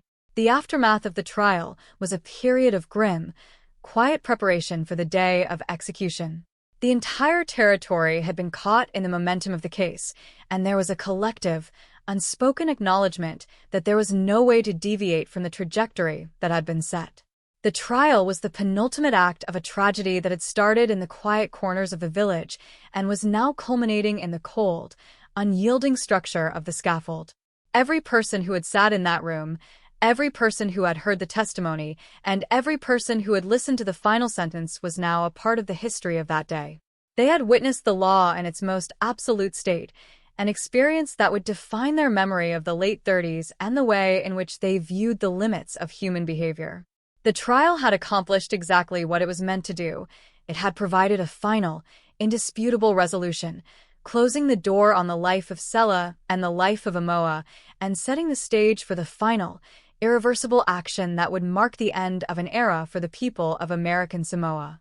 The judicial process had left no stone unturned, no doubt unaddressed, and no possibility of an alternate conclusion, ensuring that the history of this case would remain a stark, unmoving monument in the legal and cultural landscape of the island. The morning of November 24th, 1939, dawned upon Fagatogo with a haunting, suffocating clarity that seemed to mock the vibrant, natural beauty of the island. On that day, the administrative center of American Samoa became the focal point of a grim, historical milestone. The construction of the gallows was not merely a physical preparation, it was a profound, chilling assertion of the state's ultimate authority. As the sun rose over the volcanic slopes of Tutuila, casting long, sharp shadows across the harbor, the community was forced to confront the reality that they were about to witness the final execution ever to be carried out within the territory. The presence of the scaffold in a village accustomed to the simple, rhythmic life of tradition was a jarring, grotesque disruption. It transformed the environment into a place of singular, unified purpose, the administration of an absolute and final penalty. The air itself seemed heavy, charged with the somber anticipation of an act that would effectively end an era and leave a permanent, indelible mark upon the collective memory of every person living on the island. Imoa, the man who had allowed his spirit to be consumed by the dark, festering rot of an unyielding vendetta, was brought to the gallows under the watchful eye of the naval authorities. The march to the site of the execution was a descent into the final, absolute silence of his life. For those who observed the procession, the spectacle was both terrifying and deeply sorrowful. Imoa was no longer the man who had lived in the village, worked the land, and engaged in the social life of his people. He was now a figure of profound, total isolation, a man standing on the very edge of human existence. The onlookers, members of a society that placed such a high value on familial bonds and community harmony, were forced to witness the destruction of one of their own at the hands of the system that governed them. The execution was carried out with the same cold, military precision that had characterized the investigation and the trial. There was no room for hesitation, no space for sentiment, and no doubt about the finality of the proceedings. As the mechanism was activated and the sentence was fulfilled, the quiet, picturesque landscape of Fagatogo became a place of profound, permanent tragedy. In the minutes preceding his death, Imoa is said to have offered words that would resonate far beyond the immediate moment of his execution. These final, trite-defying utterances were not expressions of defiance or excuses for his horrific actions, but rather an agonizing, desperate acknowledgement of his own moral collapse. He spoke of remorse, a plea that reached out into the silent, witnessing crowd, urging them to recognize the path that had led him to the scaffold. It was a warning wrapped in the language of a man who had already passed into the realm of the dead. These words were etched into the consciousness of the community, transformed over time from a memory of a murderer into a powerful, cautionary ballad known as Efeafafoga Samoa. This song, which translates as Listen, Samoa, became a vital part of the oral tradition of the island. It serves not as a eulogy for a killer, but as a poignant, haunting reminder of the devastating, ripple effect of unchecked hatred. The melody and the lyrics, passed down from generation to generation, function as a cultural anchor, a moral lesson that warns against the dangers of letting personal grievances escalate into the total destruction of self and others. The legacy of the execution of Imoa is as complex as it is enduring. It is a story that exists in the tension between the clinical, cold reality of the death penalty and the deeply personal, traditional values of the Samoan people.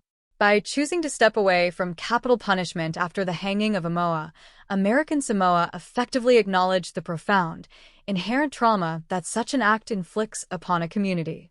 The territory chose to prioritize the sanctity of life and the restoration of social order through means other than the ultimate, irreversible taking of a life. The gallows were disassembled, the administrative records were filed away, and the physical evidence of the execution was cleared from the landscape, but the psychological impact remained. The case of Amoa became a historical benchmark, a boundary line in the moral development of the territory. It serves as a reminder that a society is defined not only by its laws, but by how it chooses to handle the failures of its members and the deep, persistent wounds caused by violence. The tragedy of Sela, the life that was so violently and unjustly extinguished, remains the true heart of this narrative. While history has immortalized the name of the man who ended her life, it is her memory that demands our empathy and our ongoing reflection. Her existence was a vibrant thread in the fabric of Fagatogo, and her loss was a void that could never be filled. The cautionary nature of the folk song that emerged from this event is, at its core, a testament to the fact that her life mattered and that the violence she suffered was a wrong that could never be truly rectified. The community's decision to move away from the death penalty is, in a way, an indirect tribute to the value of her life, a collective recognition that the cycle of destruction must be broken, and that the path to true justice does not lie in the continuation of state-sanctioned killing. The legacy of this case is not just about the finality of the execution. It is about the long, slow process of healing and the determination of a people to ensure that such a catastrophe is never repeated.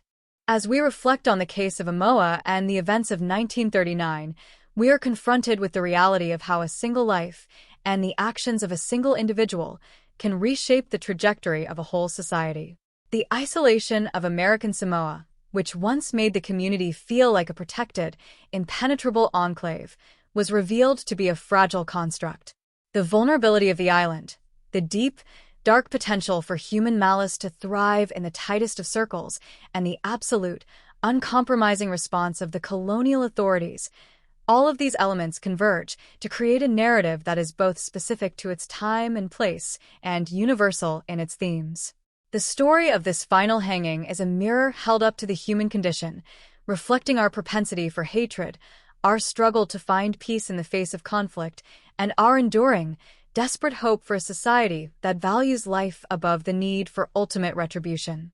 It is a story that requires us to listen, as the title of the song suggests, to the echoes of the past, to the pleas of the fallen, and to the silent, persistent wisdom of a community that has learned from its own dark history. The transition to a de facto abolitionist state was a decision born from the sobering reality of what the death penalty actually entails. It is a realization that justice, when stripped of its theatrical, public elements, is most effectively served through means that honor the dignity of the community rather than the display of its capacity for lethal power. The long-term absence of the death penalty in American Samoa is a testament to the enduring impact of the 1939 execution. It is as if the memory of that day, the sound of the rope, the sight of the scaffold, the crushing weight of the finality, is a ghost that the territory has chosen to live with but never to summon again. The legacy of Amoa is now, and perhaps has always been, the lesson of what happens when we lose our way and the quiet, persistent, and vital effort required to ensure that we find it again. This case remains a permanent part of the history of the South Pacific, a reminder of the fragility of peace and the profound, life-altering cost of hate. We conclude this narrative not with the image of the gallows, but with the image of the community of Fagatogo, living, growing, and remembering, carrying the weight of their past while moving forward toward a future defined not by the violence of the scaffold, but by the resilience of their shared, human spirit.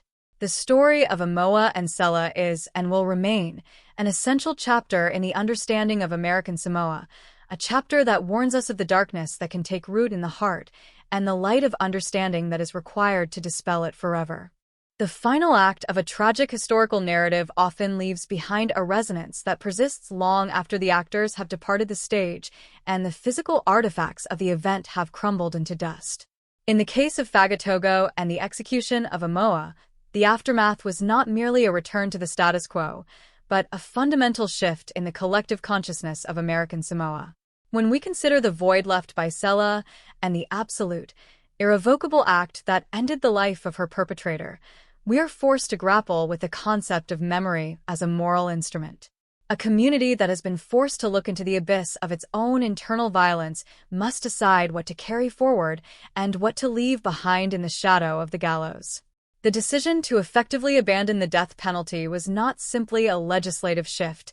It was a profound cultural transformation, an island-wide acknowledgement that the pursuit of justice does not necessitate the descent into the same primal darkness that triggered the crime in the first place.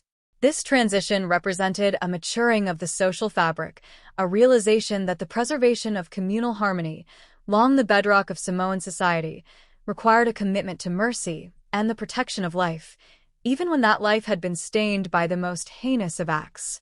The melody of Whakaafafoga Samoa continues to drift through the collective memory of the territory, serving as a sonic monument to the lessons learned on that November day in 1939.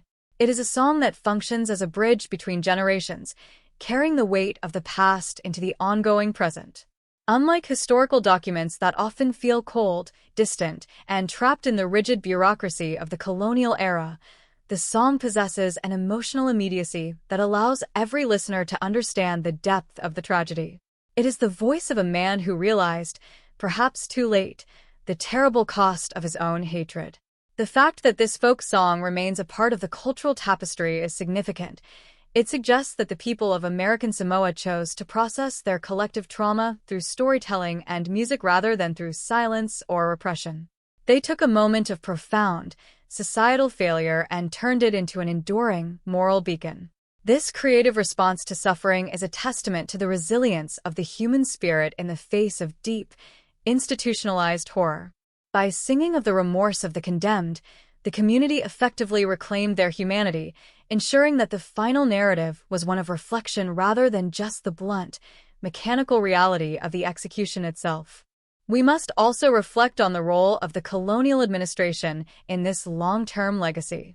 The United States Navy, which held the reins of power during the execution of Amoa, represents a particular, historical moment where foreign authority and indigenous life were forced into an uncomfortable, often jarring, intersection. The imposition of the death penalty was a manifestation of a legal system that was entirely alien to the local culture, a top-down application of justice that prioritized state power over the nuances of communal reconciliation. The shift toward a de facto abolitionist state reflects a gradual, but definitive, assertion of local values over the rigid dictates of colonial rule. Over the ensuing decades, the identity of American Samoa has grown and evolved, moving further away from the structures imposed during the naval era. The memory of the 1939 hanging has acted as a catalyst for this evolution, serving as a constant reminder of the consequences of adopting legal frameworks that prioritize state-sanctioned violence. The enduring nature of this memory is a powerful tool for self-reflection, allowing the territory to define its own standards of justice and its own approach to the protection of its citizens, informed by the hard-won lessons of their own history. The tragedy of Sela, in the broadest sense, is a universal story of human fallibility. While the specifics of the case, the village setting, the naval administration, the cultural context of Tutuila, are deeply local, the core themes are as vast as the ocean that surrounds the islands. The dangers of unchecked resentment, the slow, insidious erosion of empathy, and the catastrophic outcomes of allowing hatred to dictate our actions are issues that transcend any single time or place.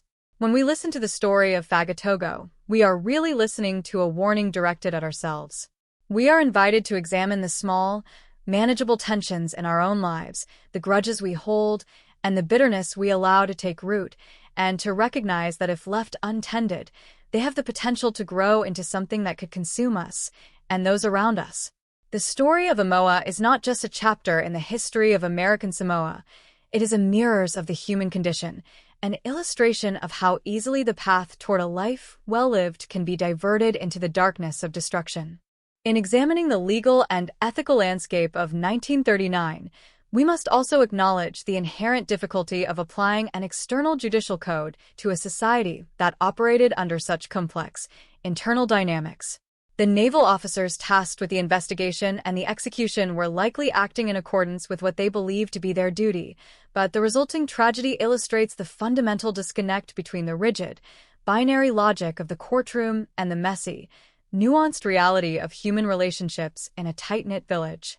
This tension highlights the importance of incorporating local wisdom, restorative justice, and community-based reconciliation in the handling of serious crimes. The path away from capital punishment in American Samoa is an acknowledgement that true justice requires a deeper, more empathetic understanding of the underlying causes of violence, rather than simply responding to the symptoms with the ultimate, administrative hammer of the state. This lesson, born from the heartbreak of 1939, is arguably the most valuable contribution this case has made to the ongoing conversation about human rights and the nature of the law. As we look toward the future, the memory of this event continues to serve as an anchor, a reminder of the fragility of the peace we work so hard to maintain. The transition of the territory into a modern, vibrant, and deeply connected part of the world has not diminished the relevance of the past. Rather, it has provided a broader context in which to understand it. The story of Fagatogo is now part of a much larger, global dialogue about the value of life and the necessity of finding alternatives to vengeance. By choosing to hold on to the story of Amoa and Sela, the people of American Samoa are engaging in a form of active, public memory that is both brave and necessary. They are not hiding from their past, but rather using it to build a foundation for a more compassionate future. This is the ultimate, redemptive power of history, its ability to guide us, to warn us, and ultimately, to help us become better than we were before. The legacy of 1939 is not one of finality, but of transition, a moving away from the cold steel of the scaffold toward the enduring light of a society that values the humanity of all its members. Ultimately, the story of this case is about the enduring power of community to overcome the deepest of tragedies. Even in the face of a crime that threatened to tear them apart, the people of Tutuila found a way to move forward, to integrate the horror into their story, and to use it as a safeguard against the future.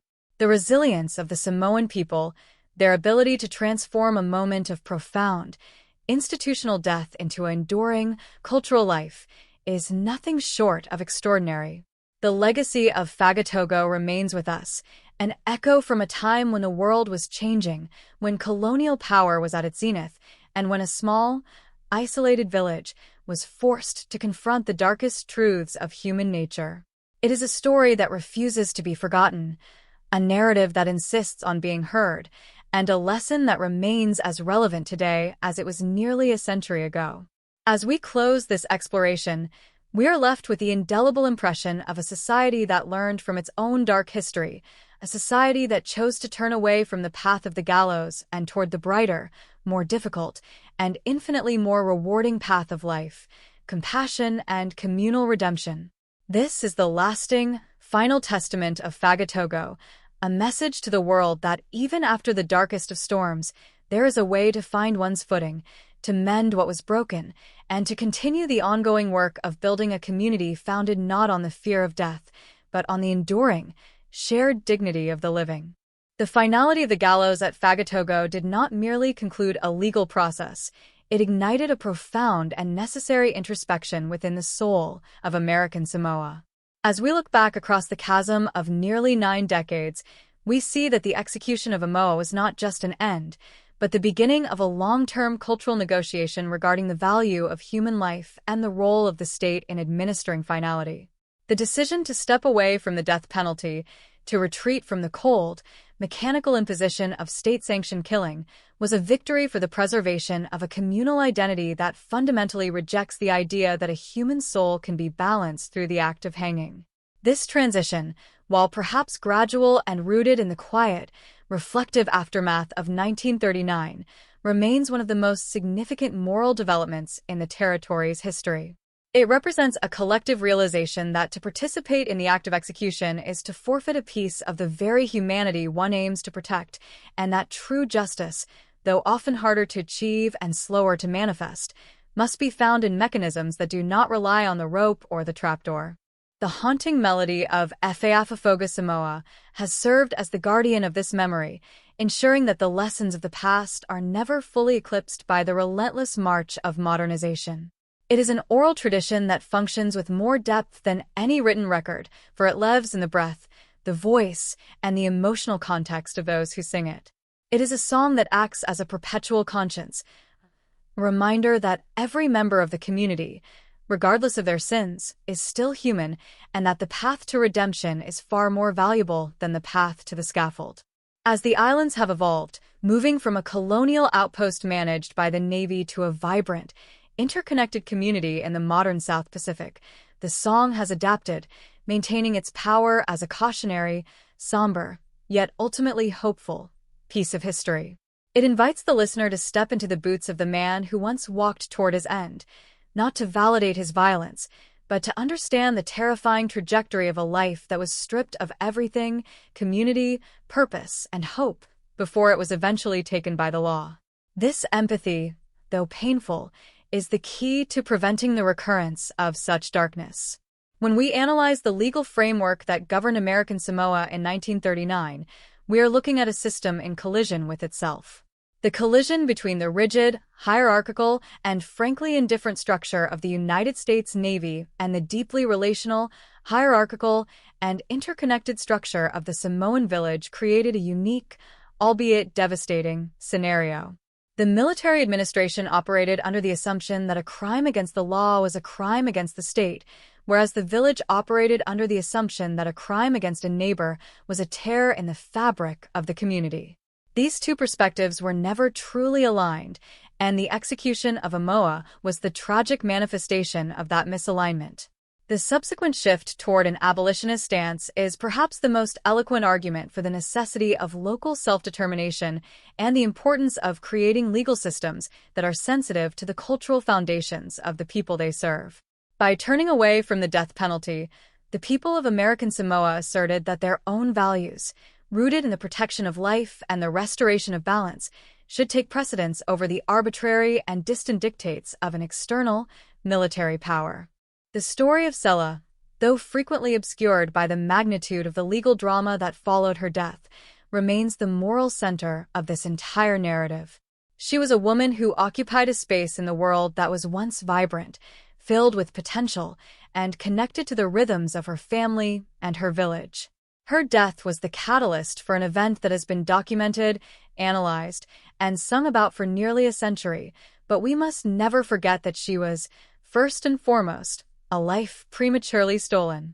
The dignity of her memory rests in the refusal of her community to allow her death to be simply forgotten, or to allow the justice system to hide the brutality of her murder behind a veil of procedural finality. By refusing to continue the practice of capital punishment, the community is honoring the sanctity of life in a way that goes beyond the immediate, reactive impulse for vengeance.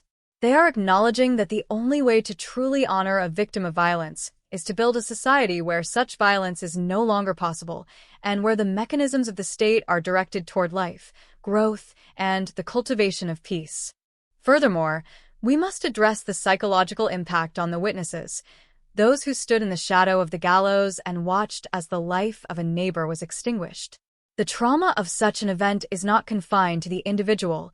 It radiates outward, infecting the collective memory and creating a sense of dread that can persist for generations. The village of Fagatogo became a vessel for this collective trauma, a site that was permanently altered by the weight of what had occurred there. The transition to a peaceful, modern community involved a long and quiet process of healing, a turning away from the gallows to focus on the future. This resilience is a testament to the character of the Samoan people, their ability to take a shattered, traumatized reality and weave it into a new, stronger tapestry of existence. The memory of 1939 is not a shackle. It is a point of reference, a stark reminder of the cost of losing our way and the absolute necessity of maintaining a strong, compassionate, and unwavering commitment to the values that hold us together. As we reflect on this long, complex, and deeply tragic history, we are reminded of the fragility of the human experience. We are reminded that the line between a neighbor and a monster is often thinner than we would like to believe, and that the protection of that line is the primary work of a healthy society. The case of Amoa and the tragedy of Sela provides us with a clear, uncompromising look at the consequences of failing in that work. It is a lesson that is as relevant today as it was in the late 30s. As the world continues to grapple with the issues of crime, punishment, and the value of human life, the history of American Samoa stands as a quiet, steady, and profound argument against the necessity of the death penalty. It is a story that says, in no uncertain terms, that we are capable of better, that we can learn from our mistakes, and that we can choose a path that leads toward restoration rather than annihilation. The history of this case, therefore, is not a relic of a bygone era, but a living, breathing, and essential part of the ongoing, global dialogue about what it means to be a just and compassionate society. In the final analysis, the story of Fagatogo is a testament to the power of memory to shape the future. It is a story that proves that even in the most isolated corners of the world, and even in the face of the most daunting of tragedies, the human spirit can find a way to forge something meaningful out of the debris of despair. The transition of American Samoa into a territory that honors life above all else is a legacy that belongs to every person who calls these islands home. It is a legacy that is defined by the refusal to succumb to the temptation of vengeance and by the commitment to building a future that is worthy of the victims of the past. As we look at the harbor of Pago Pago today, peaceful and thriving, we are witnessing the living result of a long, difficult, and profoundly transformative journey. The shadow of the gallows may have once darkened this place, but the light of understanding, the strength of the community, and the enduring power of the truth have long since cleared the air. This, then, is the ultimate ending to our narrative, a community that remembers, a people that cares, and a society that has emerged from the darkness of its own history to stand in the radiant, hopeful light of a tomorrow that is built on the foundation of mercy, grace, and the absolute, unwavering recognition of the sanctity of human life. The story ends not in the silence of the grave, but in the enduring, persistent, and vital heartbeat of a community that has found its way, and in doing so, has offered a beacon of hope to the rest of the world. The legacy of the Amoa case, as it stretches forward into the middle of the 21st century, is no longer just a local memory confined to the islands of American Samoa. It has crystallized into a significant, cautionary chapter in the broader, global study of penal history and the evolution of human rights. When we examine the trajectory of the territory from the execution in 1939 to its current status as a de facto abolitionist society, we are witnessing a profound demonstration of how small communities can influence their own moral and legal destinies, even under the initial constraints of colonial administration.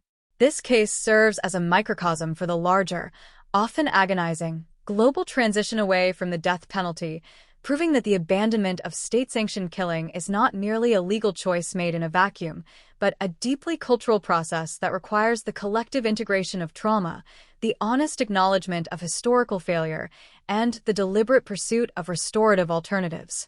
The fact that American Samoa has sustained this commitment for decades, despite the shifting political landscapes and the external influences of larger nations, highlights the inherent strength of their decision. The role of the folk song, Efe Samoa, cannot be overstated in this long-term resilience.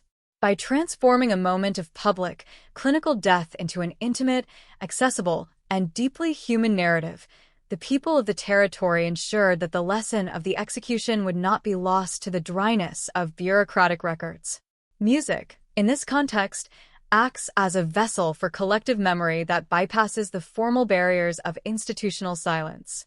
Every performance of the song acts as a contemporary validation of the community's choice to prioritize life. It teaches subsequent generations that the cost of violence, both the initial crime and the retaliatory execution, is a debt that the community must pay for a long time.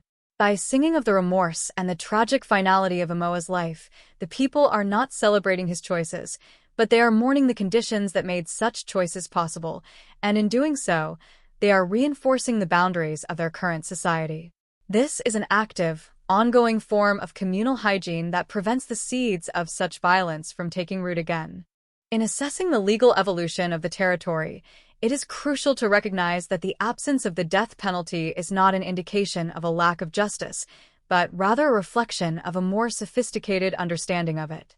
The shift from the retributive logic of the 1930s, which favored the direct, physical erasure of the offender, toward a system that emphasizes long-term incarceration and, in theory, potential rehabilitation, signals a movement toward values that are more consistent with the indigenous principles of harmony and restorative justice. This evolution is a direct response to the lingering, collective unease that the execution left behind. The territory, in effect, chose to define its own sovereignty through the lens of human dignity. This is a powerful, understated form of resistance against the influence of the colonial legal frameworks that once dictated the fate of its citizens. By maintaining their stance against the death penalty, the people of American Samoa are continually affirming their identity as a people who believe that life, even in its most broken forms, has a value that the state has no authority to extinguish. The international relevance of this case is also becoming increasingly clear as more countries and territories worldwide reconsider the role of capital punishment in the modern era. Scholars of penal reform often look to such historical markers to understand the tipping points, the moments where a society decides that the mechanisms of death are no longer compatible with its evolving moral standards. The case of Amoa provides a poignant, clear, and manageable case study for this transition.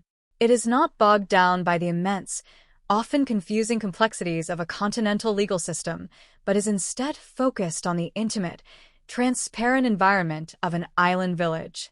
This makes the lessons of the case accessible and directly applicable to the broader conversation about human rights. It proves that the transition away from the death penalty is not a luxury afforded only to wealthy, sprawling nations, but a choice available to any society that decides to value its internal humanity over the external demands of punitive, state-sanctioned violence. We must also acknowledge the ongoing emotional labor involved in maintaining this memory. For the families directly affected by the case, both those of the victim, Sela, and those of the perpetrator, Imoa, the legacy of 1939 is not an abstract lesson, but a lived history. The sensitivity with which the community has handled this legacy, balancing the need to remember with the need to heal, is a testament to the sophistication of the Samoan social order. They have not allowed the case to become a source of division, nor have they allowed it to be exploited for political gain.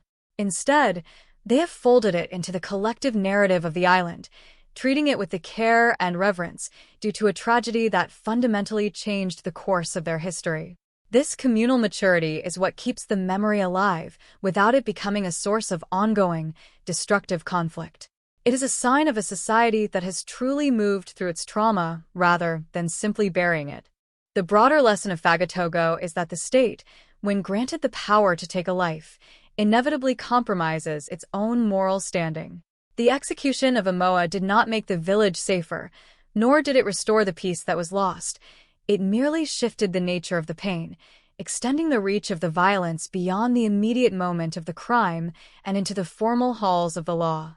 The subsequent decades of abolition, however, have provided a space for the territory to cultivate a different kind of justice, one that is oriented toward the future, toward the welfare of the living, and toward the protection of the community from the very impulses that once led to such despair. This is the ultimate, redemptive arc of the narrative. From the darkness of the scaffold, the territory found a path toward a society that no longer defines itself by the death it can inflict, but by the life it chooses to sustain. As we look toward the future, the memory of 1939 will continue to serve as a vital, guiding force. It will protect the territory from the creeping normalization of lethal punishment, acting as a historical anchor that holds fast against the tides of political pressure or populist demand for retribution. The legacy of Amoa and Sela will endure as long as the people of American Samoa continue to value their own history as a tool for moral navigation. It is a legacy that belongs to all who believe in the inherent, irreducible dignity of the human person. The story of Fagatogo, with all its heartbreak, its brutal finality, and its ultimately hopeful resolution, remains one of the most important stories in the history of the South Pacific.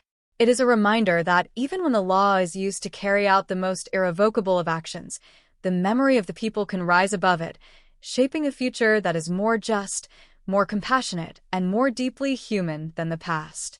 In concluding our deep, immersive exploration of this case, we are left with a final, lingering impression of the resilience of a people who chose to change their destiny.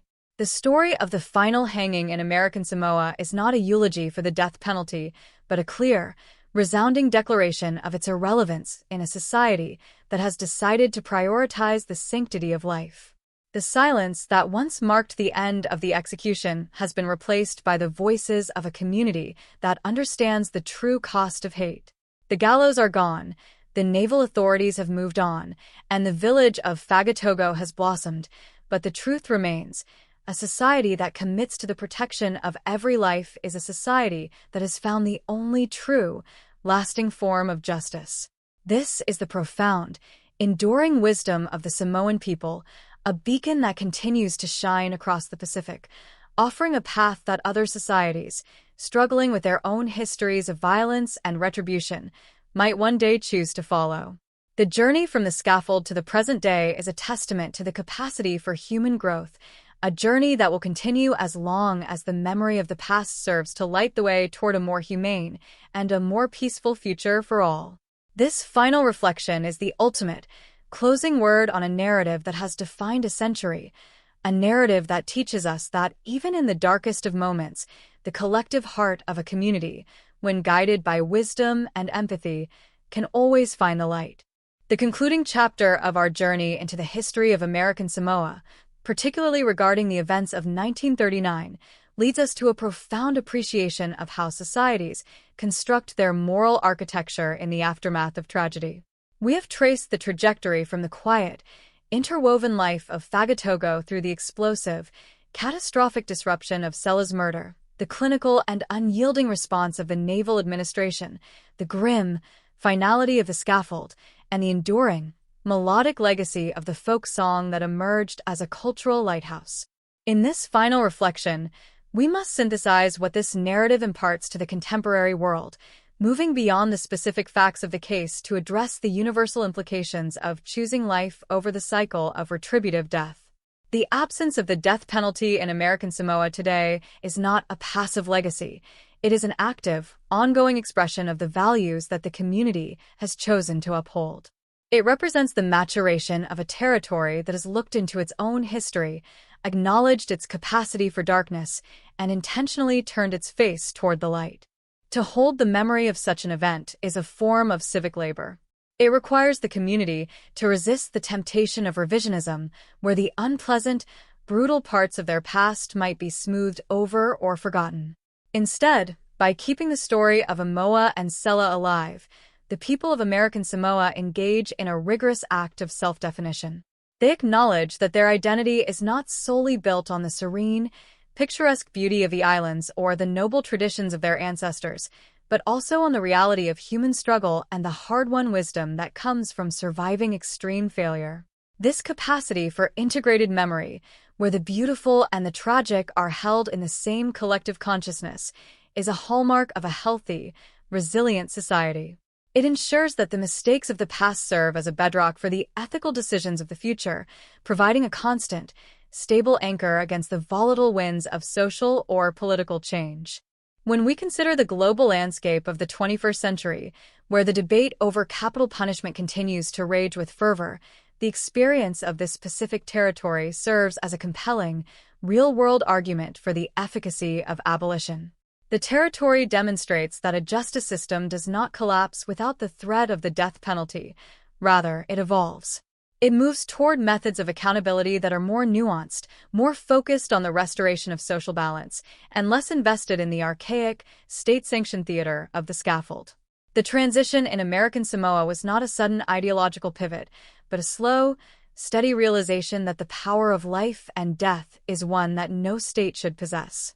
This realization, once it takes root in the collective consciousness of a society, acts as an irreversible moral threshold. Once a community recognizes the inherent wrongness of the state taking a human life, it becomes almost impossible for that community to go back to the old, brutal ways of thinking without a profound, internal violation of their sense of self. The role of the cultural legacy, as embodied in Whakaafafoga Samoa, continues to be the most vital element in preventing the recurrence of such a tragedy. It functions as a deterrent that is not based on the fear of physical pain, but on the fear of moral ruin. The song reaches out to the listener and asks them to consider the weight of their own actions, the influence of their own anger, and the potential for their own life to be wasted in the service of hatred. It is a psychological deterrent, a way of training the citizens of a territory to recognize the warning signs of internal collapse before they manifest in a destructive, physical act. This is perhaps the most advanced form of crime prevention, one that is built on the foundation of individual self-awareness and collective empathy. By constantly reinforcing the message that hatred leads only to destruction, the community effectively builds an internal wall against the kind of rage that once claimed the life of Sela and forfeit the life of Amoa. We must also give credit to the transition from a naval administration to a more localized, civilian-focused governance, which allowed these internal values to flourish. The departure of the rigid, top-down military structure created the space for a more holistic approach to justice. The modern legal system in American Samoa, while still connected to the broader U.S. framework, has been able to preserve its unique commitment to life, proving that local culture and institutional law can indeed find a way to coexist without sacrificing the fundamental human rights of the population. This is a model of successful, adaptive governance that holds important lessons for other territories and nations grappling with the integration of their own traditional values into contemporary legal structures. It proves that the law is not a static, foreign object that must be imposed upon a population, but a living, breathing set of principles that can and should reflect the moral evolution of the community it serves. As we look toward the future, the stability of this abolitionist commitment in American Samoa offers a beacon of hope for other societies. The fear that abolition will lead to a rise in lawlessness is a persistent, powerful argument used by proponents of the death penalty, yet the history of this territory provides a direct, empirical rebuttal. The territory has remained a stable, thriving, and peaceful environment, where the absence of the death penalty is not an invitation to violence, but a cornerstone of a more sophisticated and compassionate social contract. The ongoing dedication to the memory of 1939, not as a source of conflict, but as a source of wisdom, is what keeps this commitment strong. The memory acts as a preventative measure, a constant reminder that the social order is a fragile thing, requiring constant, thoughtful effort to maintain. The final lesson of this narrative is that justice is an endless process, not a destination.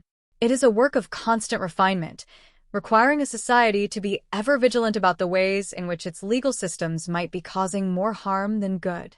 The shift away from the gallows in Fagatogo was the result of a profound, internal conversation that the community had with itself, a conversation that spanned generations. It is a testament to the capacity of human beings to rise above their initial, reactive impulses and to move toward a higher, more ethical understanding of what it means to be responsible for one another. This is the ultimate goal of any society, to create a structure where every life is protected, where every member is held accountable, and where the dignity of the person is recognized as the highest of all values. The story of American Samoa, with all its tragic origins, has ultimately become a story of triumph, a triumph of the collective heart over the cold, mechanical necessity of retributive violence. As we conclude this 10-part exploration, we are left with the profound, resonant sense of a narrative that has finally found its proper resolution. The tragedy of 1939, once a jagged, open wound, has been healed and integrated into the story of the islands, serving as a reminder of what the territory once was and what it has chosen to become. The legacy of Amoa and Sela lives on, not in the darkness of the scaffold, but in the enduring, vibrant, and hopeful life of the community. The story teaches us that we are never defined by our darkest moments, provided we have the courage to acknowledge them, the humility to learn from them, and the perseverance to build something better in their wake.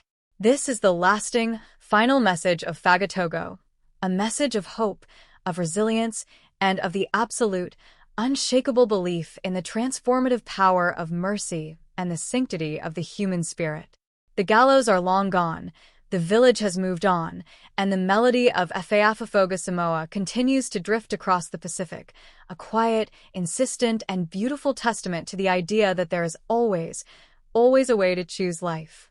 Our deep dive into this history has shown us that justice is not found in the finality of a rope, but in the ongoing, communal commitment to hold one another in safety, to address the roots of our conflict with empathy, and to recognize that every human life is a thread that is essential to the integrity of the whole. This is the wisdom of the Samoan people, a beacon that will continue to shine, guiding all who seek a more just and a more compassionate world, proving that even from the most tragic of circumstances, a society can emerge that is grounded in the deepest respect for the dignity and the sanctity of all its members, moving ever forward into a future where the darkness of the past is no longer a cage, but a mirror in which we see both our vulnerabilities and our infinite potential to be better. As we bring this extensive exploration of the Fagatogo tragedy to a final, definitive close, it is essential to synthesize the broader implications of this history for the contemporary understanding of justice, memory, and the enduring human spirit. The saga of Amoa and Sela, while localized to the volcanic shores of Tutuila in the late 1930s, stands as a profound testament to the necessity of moving beyond the immediate, reactive impulses of retributive justice. We have journeyed through the claustrophobic intimacy of an island village where every personal grievance felt amplified, where the collision between tradition and colonial law created a volatile environment, and where the eventual collapse of that environment resulted in an act of violence that forever altered the landscape of the territory. By examining every facet of this case, from the initial, quiet buildup of resentment to the final, somber silence following the execution, we have seen how a single act of extreme cruelty can force an entire community to reconsider its moral obligations to its members. The legacy of this case is not just about the end of capital punishment in American Samoa. It is about the transformative power of reflection and the courage required to build a society that values life above the final, lethal assertion of state power. The transition from a society that utilizes the gallows to one that embraces the dignity of life is perhaps the most significant evolutionary step a community can take. This journey is rarely linear, nor is it easy. It involves the constant, active work of maintaining a moral framework that rejects the ease of vengeance in favor of the difficult, often frustrating, but ultimately rewarding process of restoration and peace.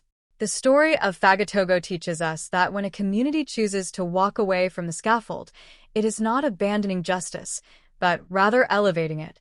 It is acknowledging that the state is not a god, and that the power to extinguish a human existence is one that carries a weight so immense that no human institution should bear it. The lingering echo of the 1939 execution serves as a historical alarm, a sound that the people of the territory have chosen to listen to, ensuring that they never again cross the threshold that leads to such irrevocable destruction. This is an act of profound collective wisdom, one that suggests that the truest strength of a society lies not in its ability to destroy, but in its ability to sustain, to nurture, and to provide a space for the fundamental sanctity of all human lives. Moreover, the enduring nature of the folk song, Efeafafoga Samoa, provides a vital lesson on the importance of narrative in the wake of tragedy. We often make the mistake of believing that history is something that is preserved in archives or found in the cold, detached pages of legal documents, yet the true history of a place lives in the stories and songs of its people. By internalizing the story of the condemned man and the victim, the Samoan people have created a living, breathing mechanism for moral education. They have ensured that the lesson is not an abstract concept to be studied, but a rhythmic, melodic part of their identity that can be passed down from one generation to the next. This is a form of cultural alchemy that turns the leaden weight of historical trauma into the gold of communal insight. It is a model for how any community, regardless of its size or history, can navigate the aftermath of a catastrophic event and emerge on the other side with a clearer, more compassionate understanding of its own values. When we consider the legal landscape, the absence of the death penalty in American Samoa stands as a stark, empirical rebuke to the argument that lethal punishment is a necessary component of a functional justice system. For nearly a century, the territory has operated in a way that respects the fundamental human rights of its residents, proving that a society can maintain order, deliver justice, and preserve the peace without resorting to the ultimate, irrevocable act of killing. This is a lesson that is perhaps more relevant now than it has ever been, as the global conversation about the morality and efficacy of the death penalty continues to gain momentum. The evidence from the Pacific, rooted in the hard-won experience of the late 30s, provides a clear and uncompromising roadmap for how a legal system can be retooled to focus on outcomes that are consistent with a deep, uncompromising respect for life. The success of this abolitionist stance is a source of hope, a signal that change is possible, and that even the most deeply entrenched, violent practices of the past can be dismantled and replaced with structures that reflect the better angels of our nature. The broader implications for our understanding of human nature are equally profound. The story of Amoa and Sela is a cautionary tale about the fragility of the human capacity for empathy when it is subjected to the sustained, corrosive influence of unaddressed resentment. It forces us to ask ourselves what mechanisms we have in place in our own lives, in our own communities, to ensure that the small frictions of daily existence do not spiral into the kind of catastrophic violence that define the Fagatogo tragedy. We are reminded that we are all responsible for the health of our communal fabric, and that our failure to intervene, our silence in the face of escalating conflict, and our neglect of the relational bonds that hold us together can have dire consequences. This is a call to active, engaged citizenship, where the safety and dignity of our neighbor are seen as being inextricably linked to our own. It is a call to recognize that the work of peace is an ongoing, daily obligation that requires our vigilance, our compassion, and our willingness to engage with the difficult, sometimes uncomfortable truths about the people we share our lives with. As we look toward the future, the legacy of this case will continue to be a source of strength for the people of American Samoa. They have demonstrated a capacity for deep, reflective, and lasting change that should be an inspiration to any society seeking to align its legal practices with its highest ethical aspirations. The memory of 1939 is no longer just a ghost that haunts the village of Fagatogo. It is a vital, guiding light that illuminates the path toward a future that is defined by the refusal to succumb to the darkness of the past. The territory has effectively transformed its history from a record of failure into a testament of resilience, proving that the collective heart of a community, when guided by the principles of mercy and the sanctity of life, can indeed find its way through the deepest of storms. This narrative, now fully explored and laid out in all its complexity, stands as a permanent contribution to the history of the South Pacific and a clear, unwavering argument for the necessity of compassion in the face of even the most horrific of human acts. The importance of this conclusion cannot be overstated. We have moved from the specific details of a murder and an execution to a universal understanding of the power of community, the role of narrative, and the necessity of justice systems that are oriented toward the preservation of life. We have seen how a small, isolated territory was able to grapple with its own demons and, in the process, arrive at a truth that many larger, more powerful nations are still struggling to articulate. The wisdom of the Samoan people, as reflected in their historical development and their rejection of lethal punishment, is a beacon that shines across the Pacific, offering a compelling, hopeful vision of a world where justice is not about the finality of the grave, but about the ongoing, vital pursuit of restoration, understanding, and the protection of the intrinsic dignity that belongs to every human being. This is the profound, enduring wisdom that we take away from this exploration, a wisdom that we can carry into our own lives as we continue to strive for a more just, a more humane, and a more peaceful future for all. Ultimately, the story of the Fagatogo tragedy is a testament to the fact that no matter how deep the shadow of the past may be, there is always the potential for a community to find the path back to the light. It is a story that honors the memory of those who were lost, respects the gravity of the lessons that were learned, and celebrates the enduring, unshakable commitment of a people to the sanctity of life. We have seen how the collective narrative of the island has evolved, how the trauma of the past has been transformed into a source of wisdom, and how the territory has emerged as a beacon of abolitionist values in a world that is still too often defined by the fear of the other and the urge for retribution. This journey has been a profound exploration of what it means to live in community, to be responsible for one another, and to hold on to the values that make our existence meaningful, even in the face of the most daunting and painful of historical events. Our exploration of this history has been a privilege, a journey that has left us with a clearer, more profound appreciation for the resilience of the human spirit and the infinite, untapped potential for societies to grow, to heal, and to choose the path of life above all else. This is the final, ultimate truth of Fagatogo, a truth that speaks to the better part of ourselves, and a truth that will remain, long after the echoes of the past have finally faded, a cornerstone for a future where the darkness of the scaffold is replaced by the warmth of a community that has finally and fully learned to value the sanctity of life. The story ends not in the silence of the scaffold, but in the enduring, vibrant, and hopeful heartbeat of a community that has found its way, and in doing so, has offered a beacon of hope to the rest of the world.